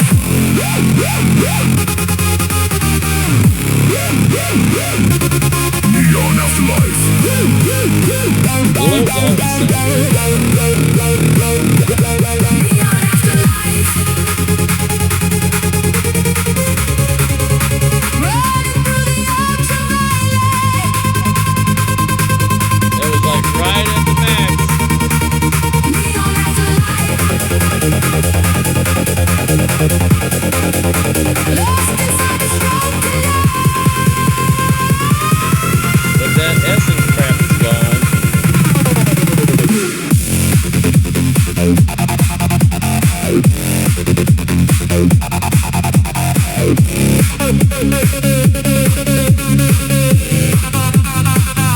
Yeah, you gotta sit here and listen to it. No memories, just rhythm and electricity. No gravity, no enemies, only sound and energy. But like I was saying, if you find a spot that's a little too high in the volume, just highlight it and knock it down about 2 decibels. 2 decibels should be fine. You know, using the volume compression to amplify, like I showed you earlier. And basically, you're just sitting here and you're going through it. Now, you can like start cutting, copying, pasting. This is where the DJing comes in. You can repeat things. You find a part in the song, you can copy and paste it in there. Like la la, neon after neon after neon after, like, you know, that kind of crap. That's where DJs start, you know. You could take this and you can edit the shit out of it. You can make another rendition and start mixing and matching them, cutting them up, splicing them together. The hardest part is getting the timing right and getting it to sound natural. But the more you do it, the better you get out of it. And that's where DJ skilling comes in. And I've done a lot of shit with just this program. It's crazy. You gotta be in the mood, you gotta have the mindset. But the cool thing about it is when you're done, you have a master mixed rendition. And that's, to me, that's the funnest part with AI, is making crap like this and then cutting the best parts out of it and making one badass song from like 10 renditions. Going through that, I spent all day just making 1 4 to 10 minute song, a DJ mix.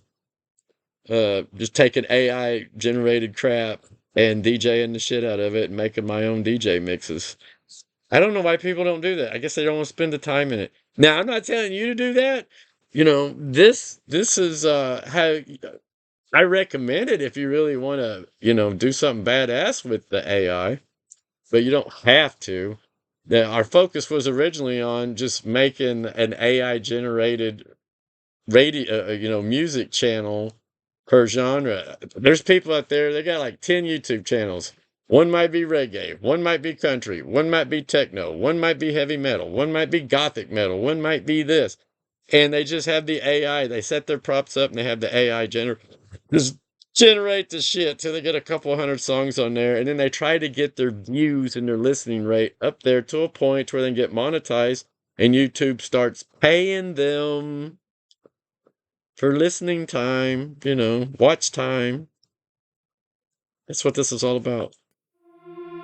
And I just started it all over. So anyway, that sounds about right. I think that sounds right. Where were we?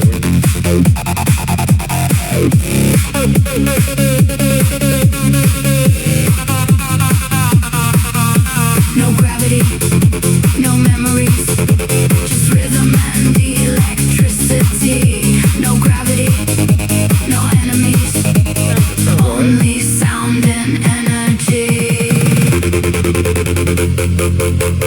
We are the signal. We are the frequency. We are the future. Mechanical eternity. Beyond afterlife.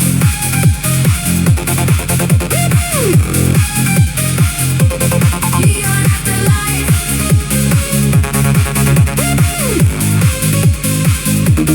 Beyond afterlife.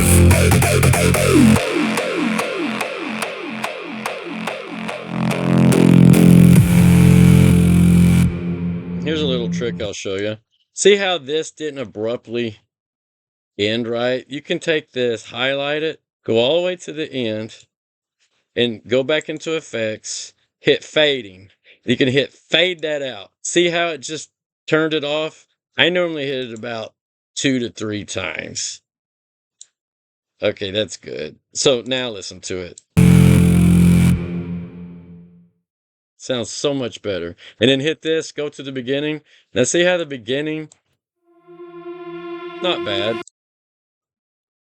Normally find your rise point, which is about right there, and then fade in. And that'll zero this out. See how this one's flat? So I come in here and I do what's called generate silence. If you highlight what you want, it'll just turn it into silence. If you just click, then it'll generate silence based on your parameters here, like 0.656 milliseconds of silence. Not going to do that. So now let's see. We are the signal. It's just a smoother beginning and a smoother ending. And that's just a little sound audio trick, you can do. And that way, it's just not an abrupt stop. Unless you want an abrupt stop. Sometimes I just like cut it off. Like you could cut it off like here and just make this silence. Like generate silence. And then it'd be like, but it just don't sound right. So undo silence. I kind of like a drop off. Yeah, see, that's nice. There's all kinds of crap you can do. This is the mastering side of your Suno renditions. If you want your stuff to sound better than the average AI slop that's generated out there, which should always be a priority. And once you get down a little system, like this is pretty much the system I use. Sometimes I'll have to tweak and make a little changes when I hear like what we discovered earlier. I was like, ooh, I don't like that. That's a little bit over peaked. Even though it's not on the meter, it's audibly, hearingly was over peaked. That's why I wanted to go reduce it. So always take the time to at least listen through it one time to make sure it's pleasant, because you could have an awesome song and then they get to one point and it might like, and all of a sudden, and then they turn it off, So now when you do that, I always save it as a master. So save project, always hit save project as. What the hell?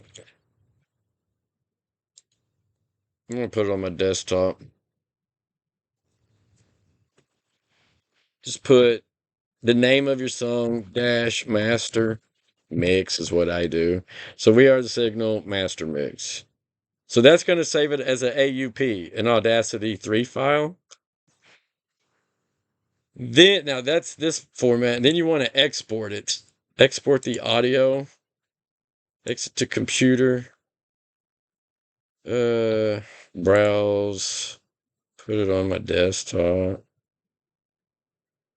And that's going to export the WAV. See, Microsoft WAV file. I always choose WAV because it's higher quality. And you can always take your WAV file and put it into MP3 or lower quality sound files. YouTube's going to degrade your shit. The quality of your song after you upload it to YouTube is not going to be as good as what it is right now.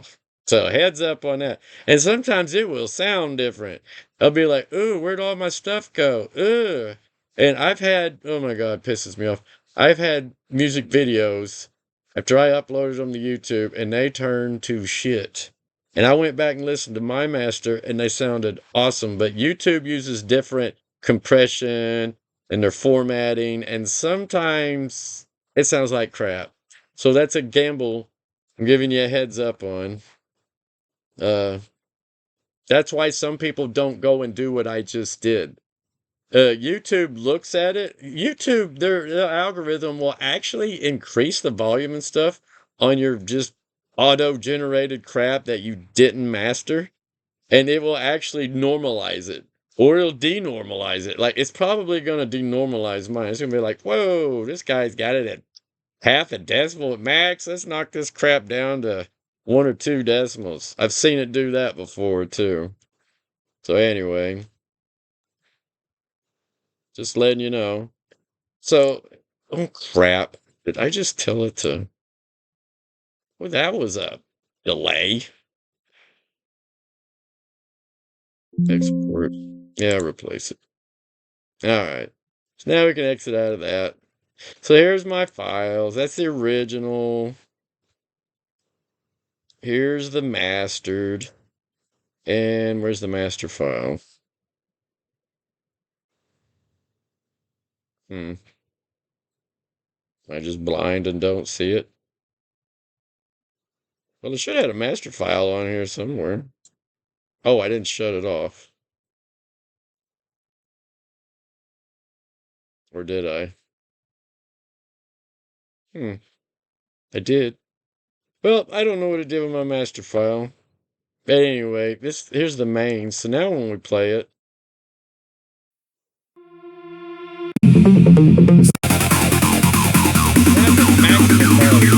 Dancing in the laser light. Little ghost inside the crowd. Turn it up and drown it out. No memories. so anyway, that's how you maximize the volume on your tracks and go in there and do, post editing or whatever, normalizations and whatnot. So now, let me pause. Where am I at? Damn, 1 hour, 48 minutes. Okay, so we got the song made. Here's where the AIs come in handy. So you're going to want to create some kind of visual. Let's see if I can get one for free. So I'm going to exit Masuno. We don't need it anymore.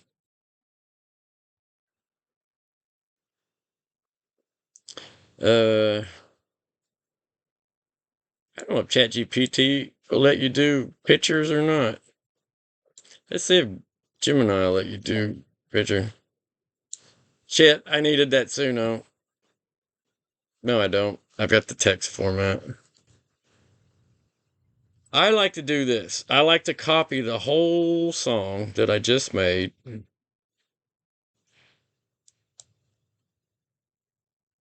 And I like to put title. We are the signal. Spell that right. You don't need R. Or maybe we do. I don't know. And then put artist created by and I just put my name. And then the style. So what was the style again? Dang it! I forgot to write it down. Just put rave. Rave. Trance. Techno rave. I'm just gonna put techno rave. I don't even know if that's right, but I like to capitalize everything. Alright. So title, We Are the Signal by me, Techno Rave. And these are the lyrics and style we used. And Gemini is pretty smart for the most part. Stopped right here. And then I'm going to tell Gemini, hey. Be like, hey, Gemini. Where am I at? I'm going to put, can you create a thumbnail. Where's my fonts?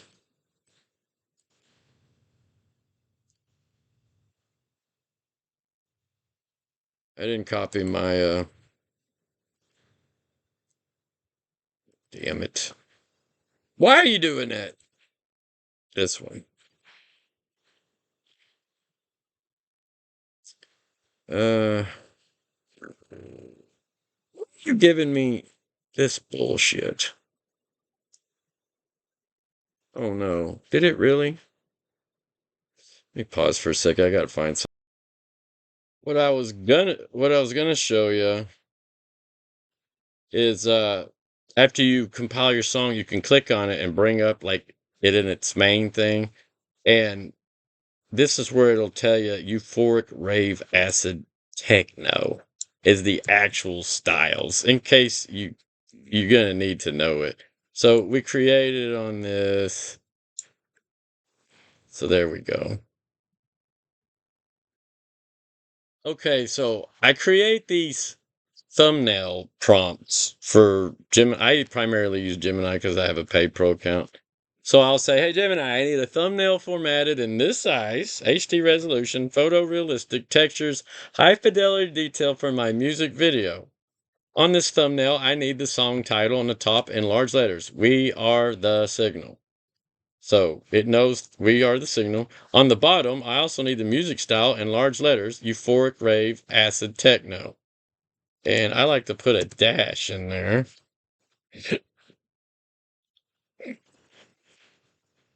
And then put a period. He won't put that. And also under that style, I need my name. And that's what I'm going to do. So first, I will use that. And I like to also, since you can't hit enter, let me pause for a second. So I create the prompt, what I just said. And then I say, here's the song lyrics, so you can use it to help design the overall visual of the thumbnail. There will be no video scenes because we're always making video scenes. So title, We Are the Signal, created by me, style, techno, rave. I need to change that, euphoric acid techno, so we don't get confused, because he will take the last command as priority. So switch that back to euphoric rave acid techno. And then there's the lyrics, how I built it. And he'll read it, look at what it was all about, and design it from there. So let's go. I'm going to use my pro version because it's very limited if you don't have an account set up on the free. You get so many free stuff on free accounts. I think it's like $15, $20, $25 a month for pro. It's really not that bad. But you can do it for free. And there's other AIs out there you can use too. There's other image editors. I mean, the prompts will pretty much work in any of them. So keep that in mind. But our goal is to make a YouTube channel. Come on, damn it. Why is this damn thing not working right? Okay, can you create a thumbnail? I don't know if he'll do it for free or not. Fix to find out.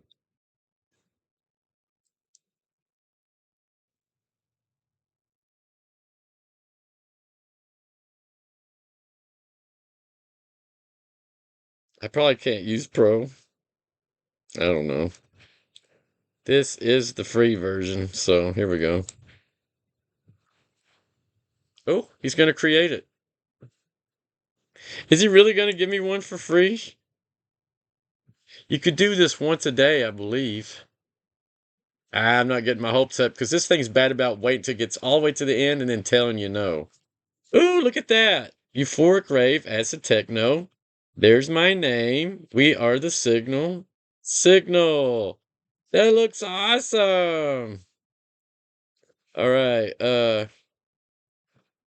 What's this? Can you turn it into an 8 second seamless video loop.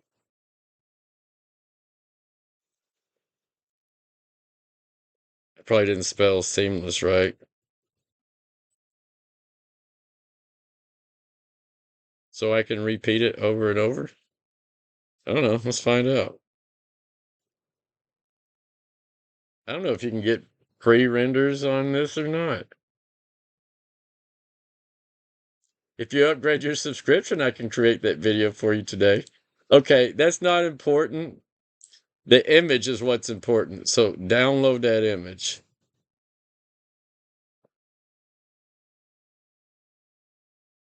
Yeah, download that image. Okay, it put it in crap quality. So 2.4 megabytes, but whatever. Okay, so we got the image. I'm going to rename it to We Are the Signal. We are the signal thumbnail. And I normally create little project folders like new. And I don't normally do this on the desktop. I have private files I don't want anybody to see. They're not bad. My business, you know? So, we are the signal. And I just put a dash and put project folder. And I stick everything related to that video or song project into the project folder, including that. And then open it. And then tell the damn view I want extra large so I can see what I'm doing. And then preview it. Now it's going to be low quality. But here's where we could change that. What's its actual size? Right click on it, hit properties. 2.38 megabytes. It saved it in details. 1376 by 768. Okay, you want your thumbnail, if you're going to turn it into a video, whatever, you want to change it to 1912 by 1084. So let's change this with GIMP. Takes it a minute to open up.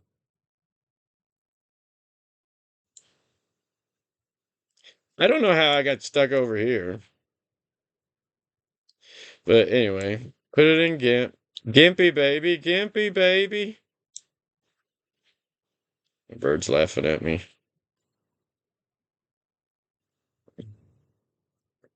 Wow, this thing is lagging like a mofo. Okay, see this damn watermark? Here's your little trick.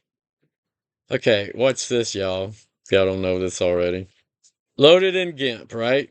Just load it in GIMP. Don't move it around. Zoom in. Hit Control and mouse wheel, and you can go in and out. Come up here, adjust your toolpit. See where it says clone? Select clone. See that circle? That means I can, like, say I want to make this look like this. You can come over here where it says brush size, right here. You can scroll your wheel when you're highlighting over it and change it. I like to work around 20, 23. So anyway, I'm going to clone these pixels to match these. I'm going to do it manually. So I'm going to put where I want it. Press Control. Click the left key on the mouse. See how it put a circle there? Then I'm going to do this crap. I'm just going to come in and color match this like a digital airbrush. I'm going to click. I'm going to come up here. I'm going to do that. See, it's going to clone this area. And then I'm just going to do this bullshit. And I'm going to get rid of this freaking watermark. Even with a pro account, they make you have that watermark. See how I just made that disappear? Now the stupid watermark's gone. And it only took less than 30 seconds. And then I'm going to come up here and we're going to resize this damn thing. So I'm going to take this and put it back on select and move. Put it on select. I'm going to highlight this thing. Yeah, you don't have to do none of that. I want the image. First, I want to change the canvas size. So see how you got a lock here? Make sure that's unlocked. I want the width to be 1912. We could probably got away with this, but I'm picky. When you're making videos with your thumbnails, I don't go less than what was mentioned on the prop. But for minimalistic, 1084. It's just a habit I have. Maybe I'm OCD. I don't know. So anyway, unlock that so you can manually adjust the height and the width. If you keep that locked, it will match this to that, and you won't get good effects. Hit center on this. See how it moves it? Then hit resize. Boom. Now, this is the size I actually want it. Now I want the layer. This is the layer, the visible part. So switch over here to layer mode and put scale layer. Disconnect this chain block here so you can alter each independently. And then we'll change that to the same numbers, 1912 and 1084. And I keep it on cubics and then hit scale. Boom. Now it's at 1912 by 1084. Now it blew it up a little bit. So we could probably get away with this because it's got a little bit of a blur to it. I like to add a little effect to it, filter. I like to come in here, hit enhance, and just one time sharpen it with my settings. You get your preview, see if it turned out good. You can zoom out a little, hit preview, see what it looks like. I like that. It just adds a little crispness to it, you know? There. Makes everything just look a little bit crispy. For a thumbnail, this is more than sufficient. And then just come over here and override it. Overwrite. Now that's the project file. Now I'm going to export it. Export as. Yep. Yeah, I'm going to override that because I got rid of the watermark. So yep, just going to flat out replace it. Export. Boom. Now I got rid of the watermark. Don't have to worry about that because we already did the primary changes. So it's in my little folder here. So now when we preview it, ta-da, watermark's gone. Now we can use this as a thumbnail. But we're not done. So now we're going to use Clipchamp, Microsoft Clipchamp. This is going to be a long-ass video. Why is it kicking my... Where'd it go? Where's my video? Where are we at? Where are we at? Damn, 2 hours, 3 minutes. Okay, screw it. This video is probably going to be not in sync. Clipchamp has always been weird. Create a new video. Yeah, I don't want y'all to see my past projects. This is the free version, mind you. I'm doing all this stitching with the free version. Thank you, Microsoft. Thank you, thank you, thank you. I got so many damn bills. I couldn't afford another one. They're probably going to see this and go, oh, hell no, let's start making it mandatory fee. So anyway, come up here. First thing you want to do, rename your project. Come on, maximize. It's all cloud-based, so it's going to be laggy as hell.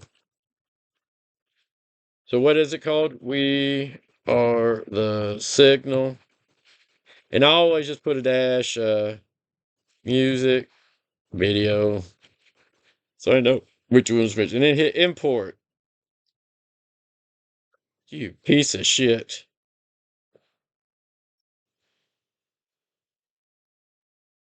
I make all kinds of crazy ass videos, y'all. Nothing bad. I don't make porn or nothing. But I like to make some funny, crazy stuff. Half of it I don't do nothing with. So anyway, we want it, double click. It's going to upload our thumbnail we just made.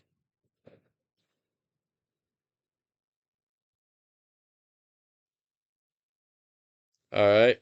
Now we're going to tell it to add it. So now we have a thumbnail. So I'm going to zoom out a little bit. All right. Put that over there. Now I'm going to import the master mix of our music file. And this is how you make a YouTube video for your music YouTube channel. So see what we did? We used Suno to create the song. We wrote the lyrics, kinda. I edited a little bit in the lyrics, but I ain't gonna lie, I didn't change very much. I did change the formatting though because it kept wanting to use the wrong brackets. And that would have ruined it. So we got our click here, highlight this. See how you can change this? Now here you can change your size.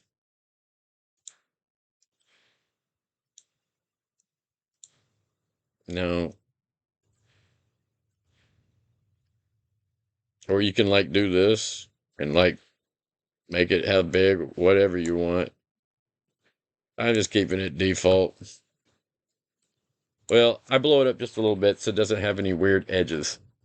All right, so now we got our Suno song, right? So drag that all the way. Come on, or just hit trash can. All right, see what we're doing here? There's the song. This is where you can create scenes and come in here and just stitch all the scenes together. Like here. Now you would think, oh, I need to keep dragging and dropping. No, you don't. Because an image will stretch.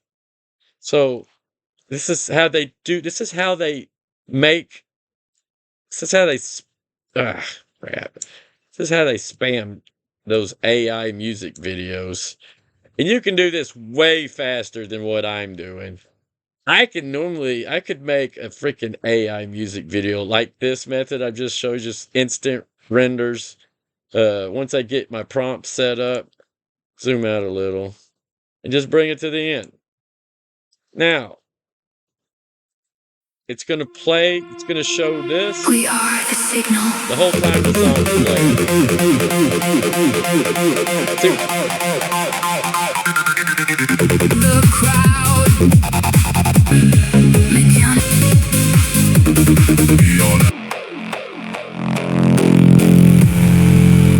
boom. Now you've got your music track and you've got a cool thumbnail because YouTube is a video platform. So you have to run at least a static image all the way across your music track.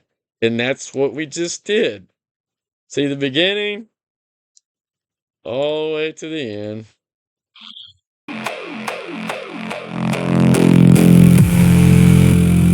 Boom.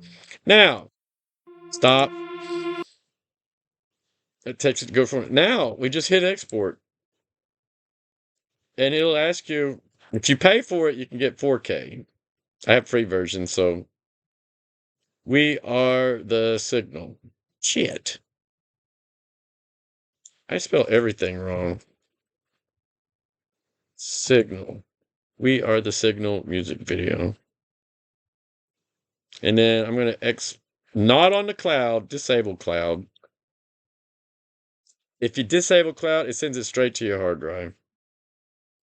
And then you just hit export. And it'll say warming things up. Normally takes about 3 to 5 minutes, depending on how long your video is. This probably won't even take a minute and a half. It's all cloud-based, but it's pretty damn fast. Now, you can this is where you make real movies, though. And with the paid version, you can do even more. But you can do quite a bit with the free. You can get transitions, effects. You can add all kinds of text and stuff over all this. You can do like these cool, all kinds of zooms, and it's badass. If you ain't played with Clipchamp, for free, it's freaking awesome. I love it. So 2 minutes. All right, so I'm going to pause this. Okay, so it says the download is complete. So we just go get it. So here it is in our little folder. Right here. We are the Signal music video. See, when you start getting a lot of projects, and even though I put them all in folders, sometimes I'll do like multiple projects at the same time. I don't know why. Everything's time sensitive. You get a day, like when you buy the pro account, you get like 3 renders free a day or some bullshit. Or you might be like your monthlies, like I buy credits on top of my monthlies. And sometimes I may not have used up all my credits, and I'm like, oh shit, they're going to expire in like 2 days, and I might have to work the next 2 days, so I'll be up late trying to get some scenes rendered, or try to create some A-roll bullshit that I can just add to any video, of certain scenes that are universal, can be used in any video. I mean, I'm always trying to burn up my stuff.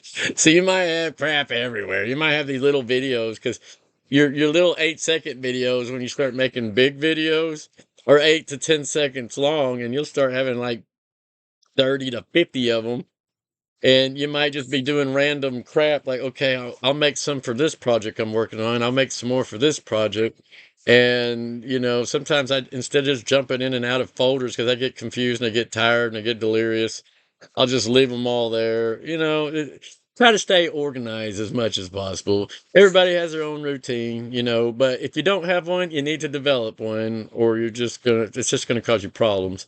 So anyway, here, let's check this video out we just made. They were fixing to upload it to YouTube. We are the signal. I hate this pop-up window. It's such a pain in the ass. It don't go away. Now see, you could animate this. You could animate this video and just run it on a loop and just have everybody just jumping up and down and just put it on repeat. And that would look awesome. This would be the perfect video, the image for that. But we're just going to put a static one because I didn't have any freebies. Yeah, that would have made a really good animated video scene. So anyway, but what I was going to say was you can try using Suno for free, but I don't think it'll let you download. I could be wrong. I've never used the free version. When I tried it out, I fell in love with it and instantly just bought it, like a whole year of it. It wasn't that much. It's like 100, 200 bucks. Somewhere. It was under 200 bucks if I remember right. And I don't even use up all my monthly credits. I normally have anywhere between 1,000 to 1,500 credits left over. And I don't make a whole lot. If you're going to be doing this, making let's call it what it is, a slop channel, AI slop channel, then you're going to burn up your 2,500, because if you do this method, you could probably make a video every 30 minutes or less. If you got fast internet, which I don't, you could probably do it a hell of a lot faster than I do it. But doing it this method, you could just go in there and prompt a bunch of different songs. If you don't use lyrics, you can use the same prompt over and over and over and just auto-generate the shit out of it. Go in there and put them in the Audacity and just load each file right after the other and just put them in the end or DJ mix them together. That's always fun. Whatever you want to do. And that's pretty much how you make AI music. I'm not going to call it slop.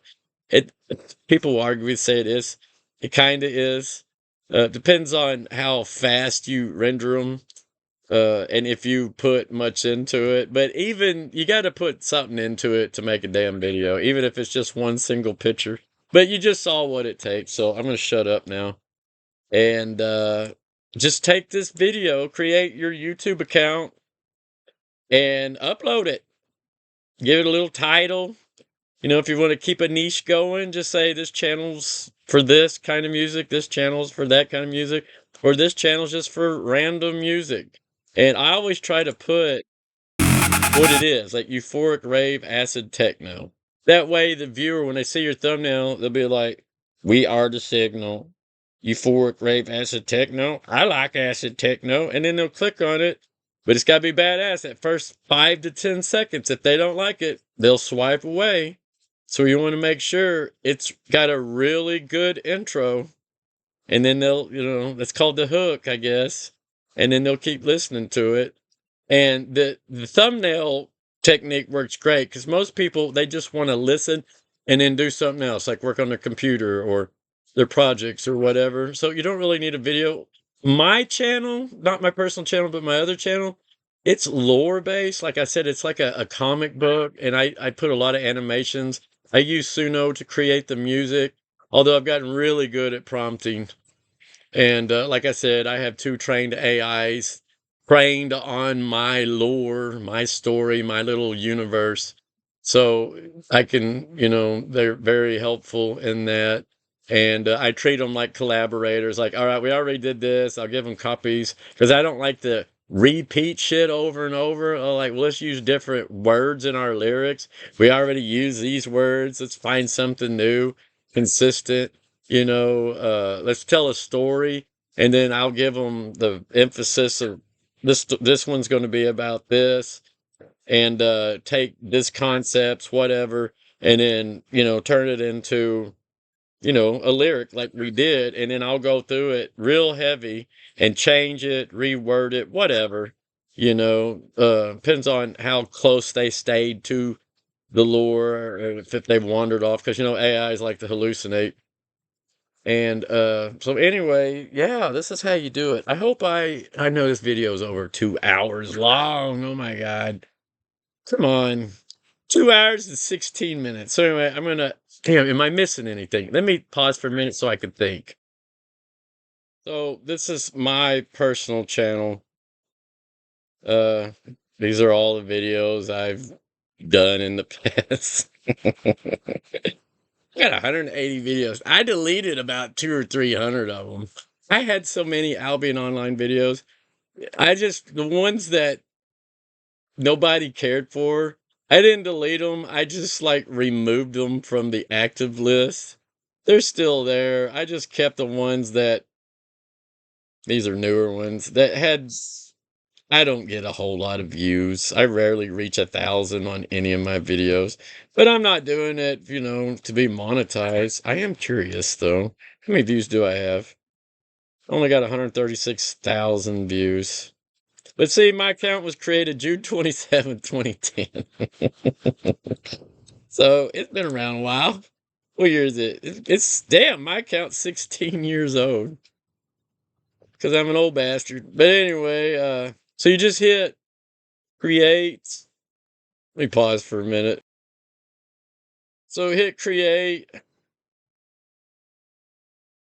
upload video. Gonna ask you, drag and drop a video to upload. So select that folder. And this is it. We are the Signal music video. And then it will start uploading it. And then, over here, I have really slow internet, y'all. So it takes me a long time to upload a video. But here's where you are. I normally use this format. We are the Signal. And then I'll put a straight bar, whatever the hell that is. And there's a space in there I don't want. So I will put, what was it? What kind of shit was it? Ah, crap.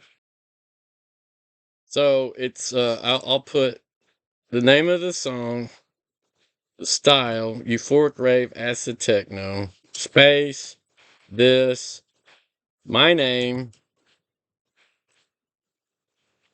Some people hate caps, but I like some caps.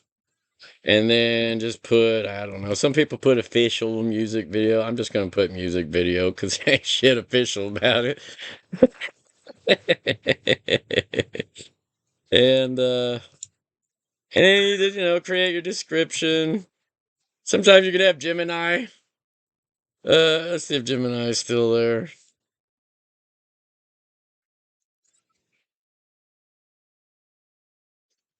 Will you write a video description for my music video? And I'll put please. I don't know how many chances you can get before he kicks you out and wants you to create a file. Here is a high energy, CEO friendly video description tailored for music video. It leans heavily into dark cybernetic and high octane themes found in your lyrics. Ooh, see, you just copy paste all this crap. Welcome to the neon afterlife. Ooh, see, you gave me little things. I don't have any of this Spotify, Apple, and then you can, there's the lyrics, so you can just copy all this. Oh, and he created tag words. Sweet. All right. So just copy that. My God, don't you love AI?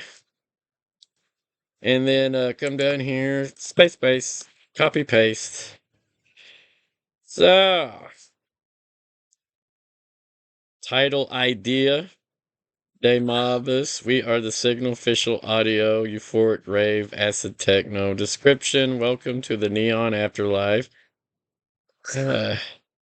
Oh, and that thumbnail you made, come down here, hit upload. Yep. And it will upload that puppy, and you'll need that so people can find your crap. I don't have any playlists on this channel.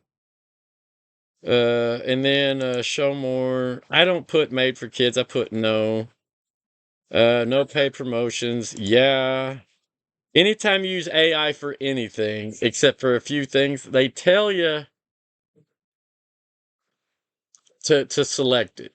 Now here's the thing: the algorithm will automatically flag your crap as low effort content, and it will not send it out to a lot of people like it normally would. Just a fact. It just won't. And yeah.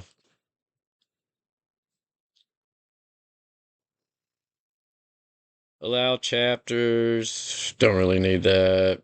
There's no places.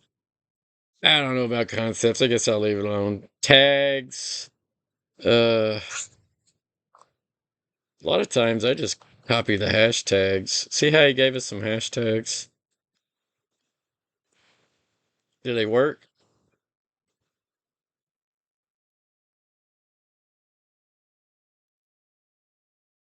They're not working. Yep, they're working. I guess. That doesn't seem to be a valid. Why is it not working? Yeah, it's working.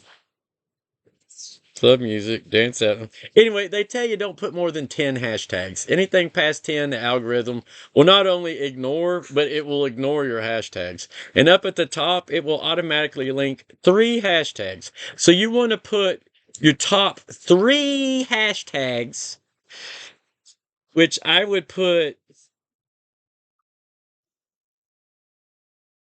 See, Gemini will screw you right here. Nobody knows me. So my shit is not popular because I don't do this. Put that at the end. I want techno, euphoric rave music. It ain't really cyberpunk. I don't know why he gave me that. And club music.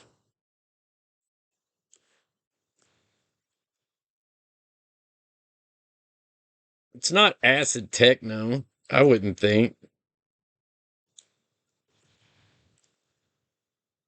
I wouldn't call it acid techno. It doesn't feel harsh enough. Anyway, put that forth because I want the top 3 to be chosen by the algorithm. Man, it helps if you're not blind. Put that right after Techno 26, yeah. There we go. All right, so these first 3 is what the algorithm's primarily going to use these first 3 to determine who sees your stuff. Okay? Yeah. So leave it like that. And then you could put, if you like my shit,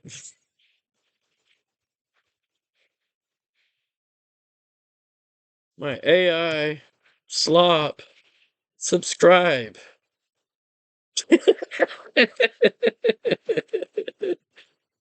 To my channel.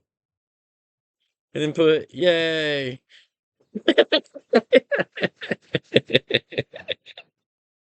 I'm not gonna do that.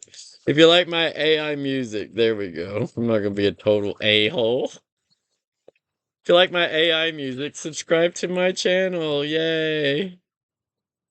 And I am gonna be honest and say all of this was created by AI. Pretty much.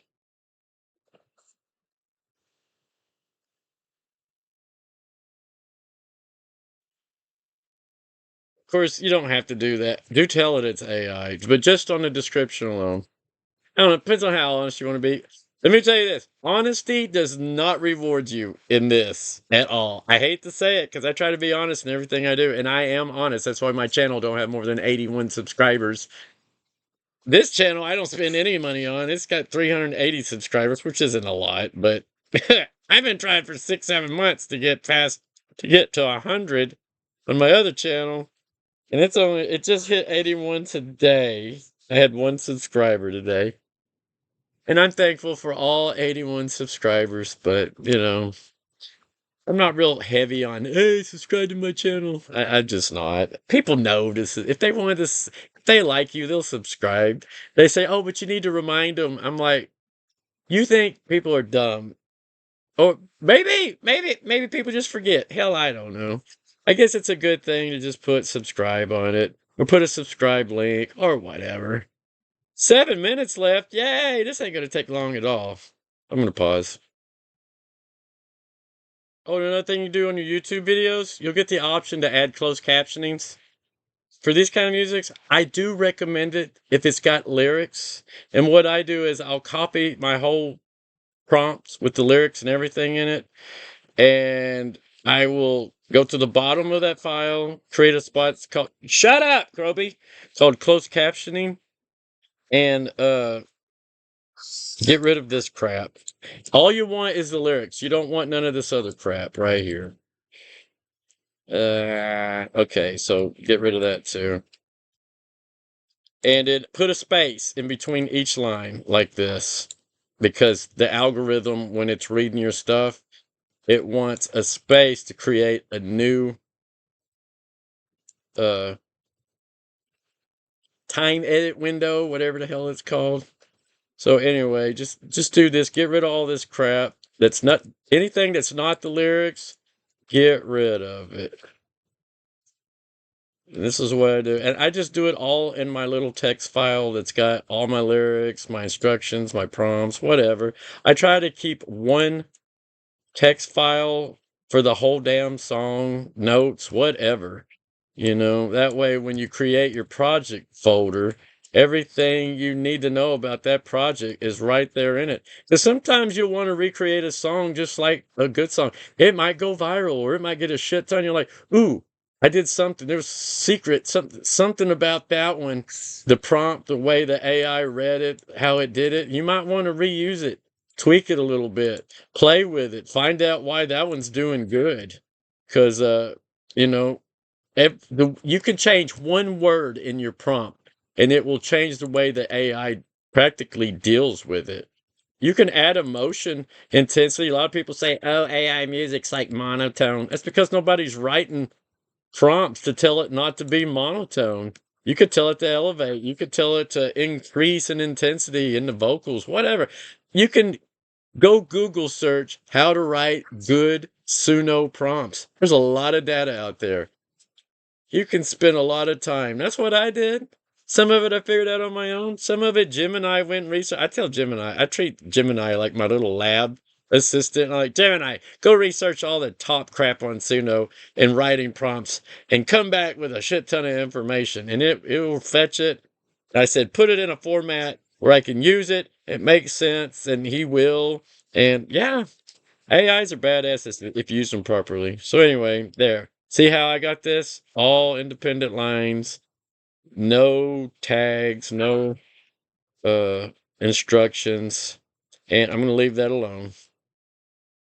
So come highlight all the text for your closed captioning like I just did, see? And then let's get busy. All right, so it's finished downloading. It did checks, everything's complete. Okay, we got our description the way we want it. Oh shit, I forgot to add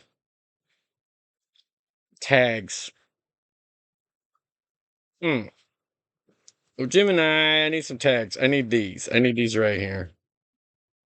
You could just put techno. Acid techno.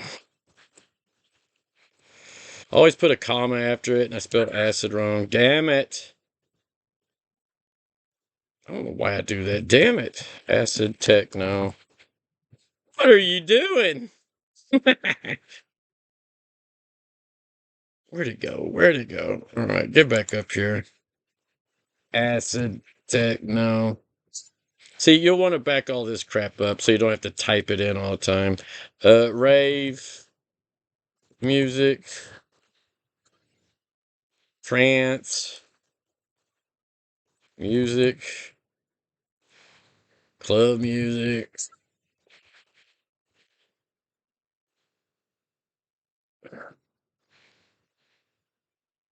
Oh my goodness, it put a dot in there. Music. And just whatever you think, we'll go with it. I think this is the gist of it. Techno, acid techno, rave music, trance music, club music, electronic. They say these don't really do much for you, but I notice a lot of people will fill their 500 up. This is probably all I need. I can't think of anything else. Techno, uh, vocals, techno with vocals. I don't know. There's all kinds of crazy shit. Techno 2026. All right, that should be enough. I'm not really worried about it. All right, so now that we got that done, it auto saved. So hit next, and this is where you add. Oh man, if it's grayed out, that means you need to wait a little while for the algorithm to completely check it. It says, check the, yeah. See, it's still processing the damn thing. Sometimes it could take 20 to 30 minutes. So I'm just going to pause for a minute. And one thing I want to show y'all. If you're wondering why when you come here, go away. God damn, pop-up windows. Anyway, if you're wondering, like when you hit next and it's grayed out, add subtitles if you're going to add closed captioning. It's because of this. See this gray bar here? That is the algorithm. It is scanning your video. Yeah, it's scanning every part of the video. Sometimes it does it as you upload it, but sometimes when it's overloaded and busy, it'll let you upload it, but it won't let you add the closed captioning to it until that gray bar right here. I don't know if you can see my mouse, but see right here? I think I got my mouse disabled from being seen, but see how the screen, see that little gray bar right there? That is how far along it's been processing the video. When I remove it, see, I'm doing that. But see how when I'm not touching it, see the gray? Yeah, it's got to go all the way across and get done scanning it because it's going to add auto captioning. It's going to add it's scanning. It's literally listening to every word in your video, every sound. It's scanning the visuals. It's looking for ID synth markers. It's looking for anything threatening. It's badass. You know, the algorithm. It's pretty wicked what it's capable of doing. But even though I use their services to create the visual. We use Suno to create the other, and they're not partnered with Suno, so they're probably gonna be pissed that I didn't use Google's music generator, like Lyria. But their crap's only good for jingles. It's 30 seconds. Even this Omni crap, everybody's like, oh, Omni's gonna change everything. It's 10 seconds. It ain't no different than what we were already given, except for the fact that it will generate environmental sounds, splash effects. I mean, it will scan the environment of what it renders and it will add the proper effects to it. It's pretty badass. But other than that, if you're making music videos, it's kind of worthless. You'd be better off just doing what we're doing, making little scenes and prompts and Suno. Anyway, I'm not shitting on it. If you're making commercials, like if you got a commercial business, you can use it to make like 10-second jingles, or you can make 3 of them and make a 30-second commercial and then stitch them together like I just showed you how. using Clipchamp. But anyway, I'm going to shut up now and wait for this to get done. This looks like it's going to take it a while, so I'm just going to pause for a minute. But yeah, all kinds of stuff you could do with AI. There's all kinds of ways you can make money with AI too. Okay, I was wrong about that bullshit. I just told you that's not true. What happened was I forgot to come down here and tell it the language. I forgot to, yeah, video language. You got to select your language and location, recording date. And I think that was it. Yeah, and now it'll let me. I was like, damn, been like 30 minutes and it still ain't moved. Anyway, let's do this. So hit next. I already added end screen. I'll do it again and show you. But you go in here, hit auto sync. Yeah. Close. And just paste your words in here. See the lines? Here's why you do the lines. Hit edit timings. Blah, blah, blah, blah, blah. And look what it did. Okay, you can zoom in on this. Oh, no. So you basically just got to start the damn song.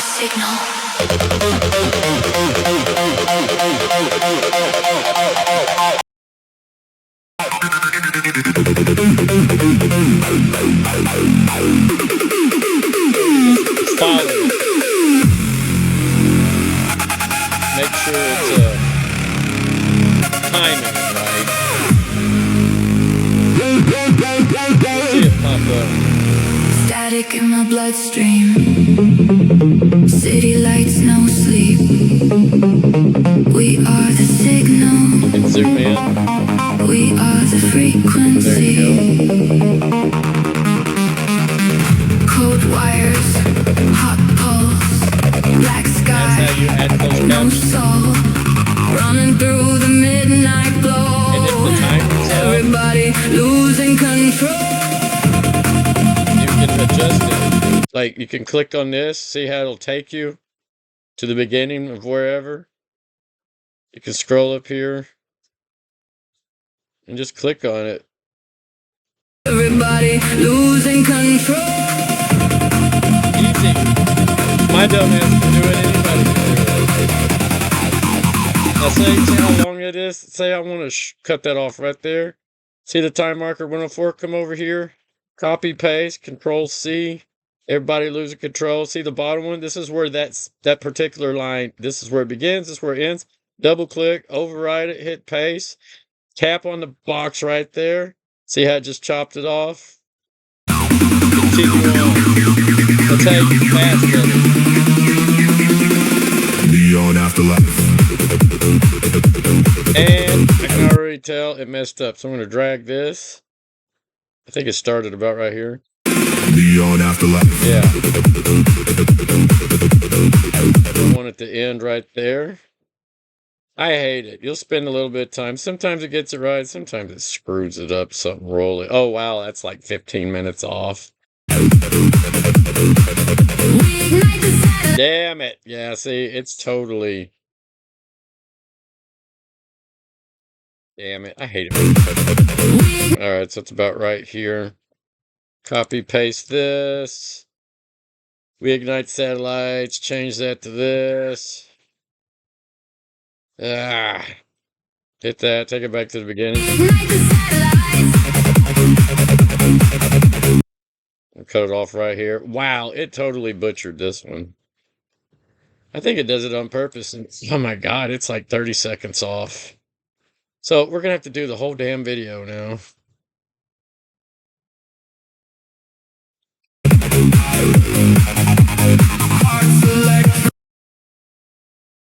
Wow. Damn it. I wish it could re-roll. Like reprocess. Don't forget to come up here and save.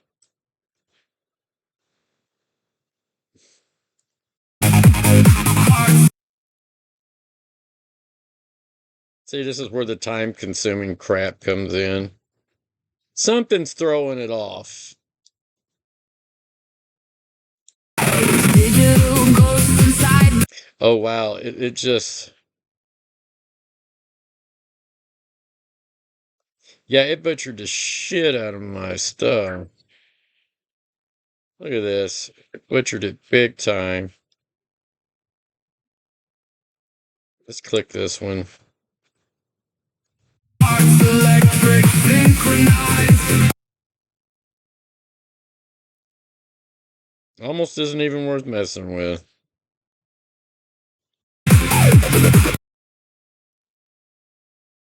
I think it does it on purpose because it would rather generate crap that makes no sense. Man, it jacked it all up. Look at that bullshit. Dancing. Yeah, so now you're gonna have to sadly go do this.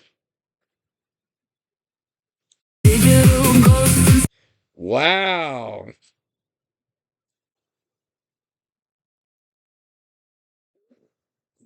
What's it doing? Something.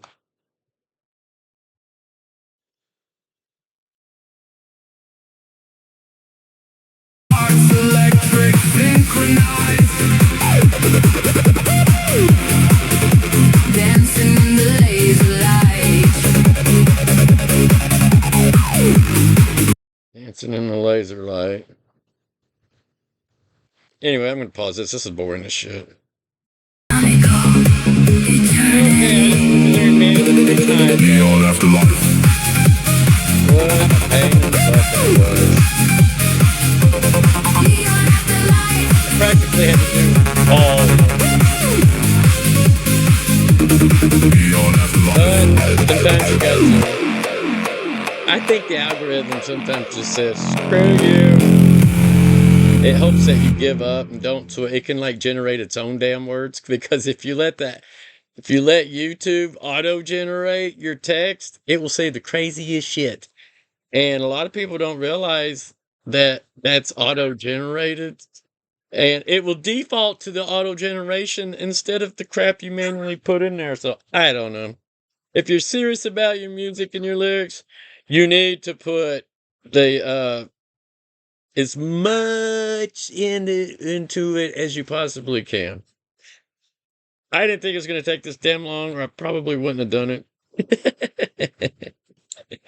So anyway, that's it. And then you like come over here and you say done.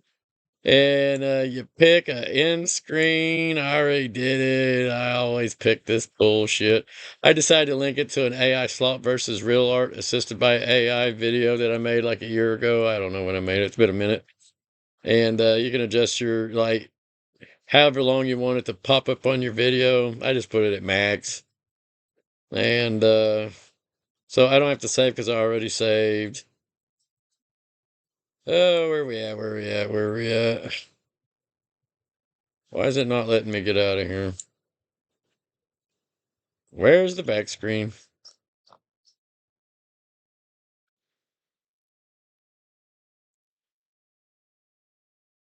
I didn't make any changes, so.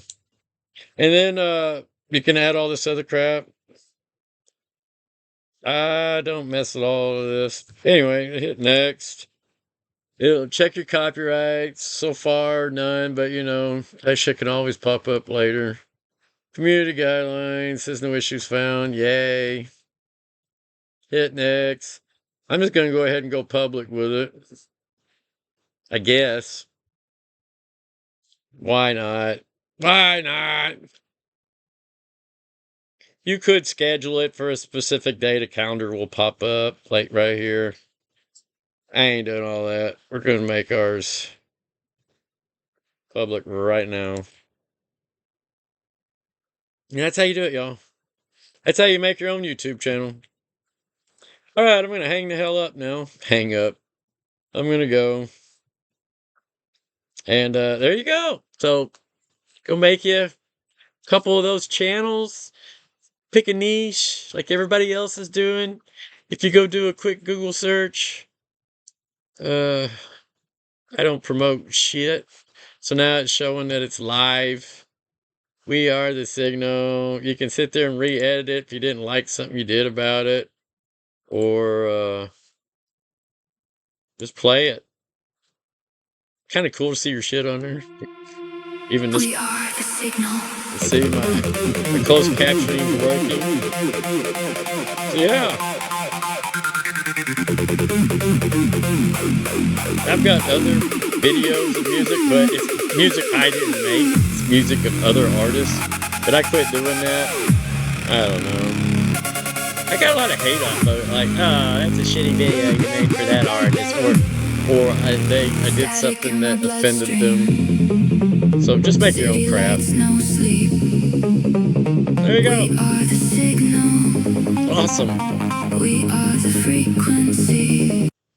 And I mean, there's a lot of AI videos. Boink.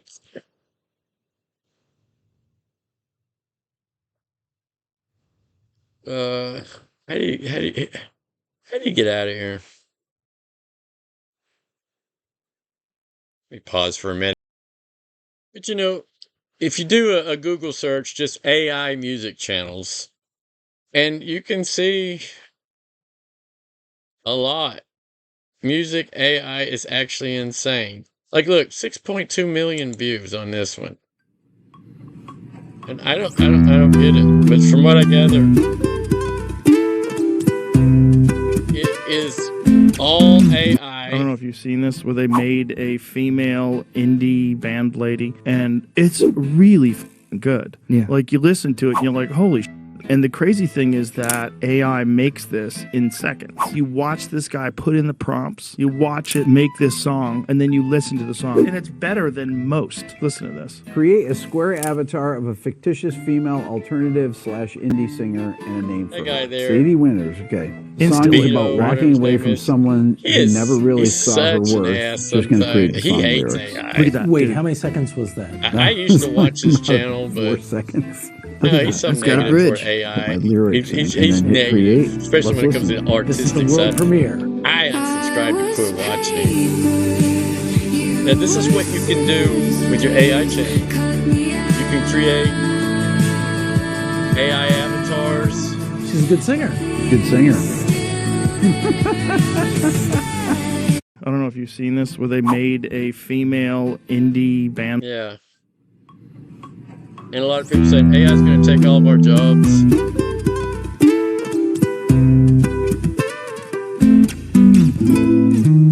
That's just a little short, too. You can't really make it longer than 10 seconds. That's that Omni crap. And it will get the fingers and stuff right, but it does it in 10-second intervals. I don't know if you've seen this, where they... And, you know, these are all kinds of crazy stuff. That's a generic way of trying to, instead of getting the fingers to match up on the electric guitar, which is extremely difficult, they just do quick shit like that to distract you. Because they're not really playing. I asked AI to write a metal song.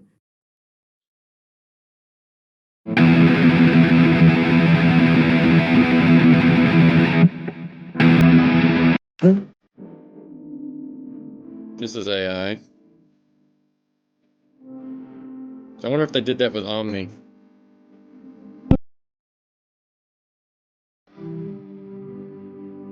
They're short. You can't really make 3-minute videos with them.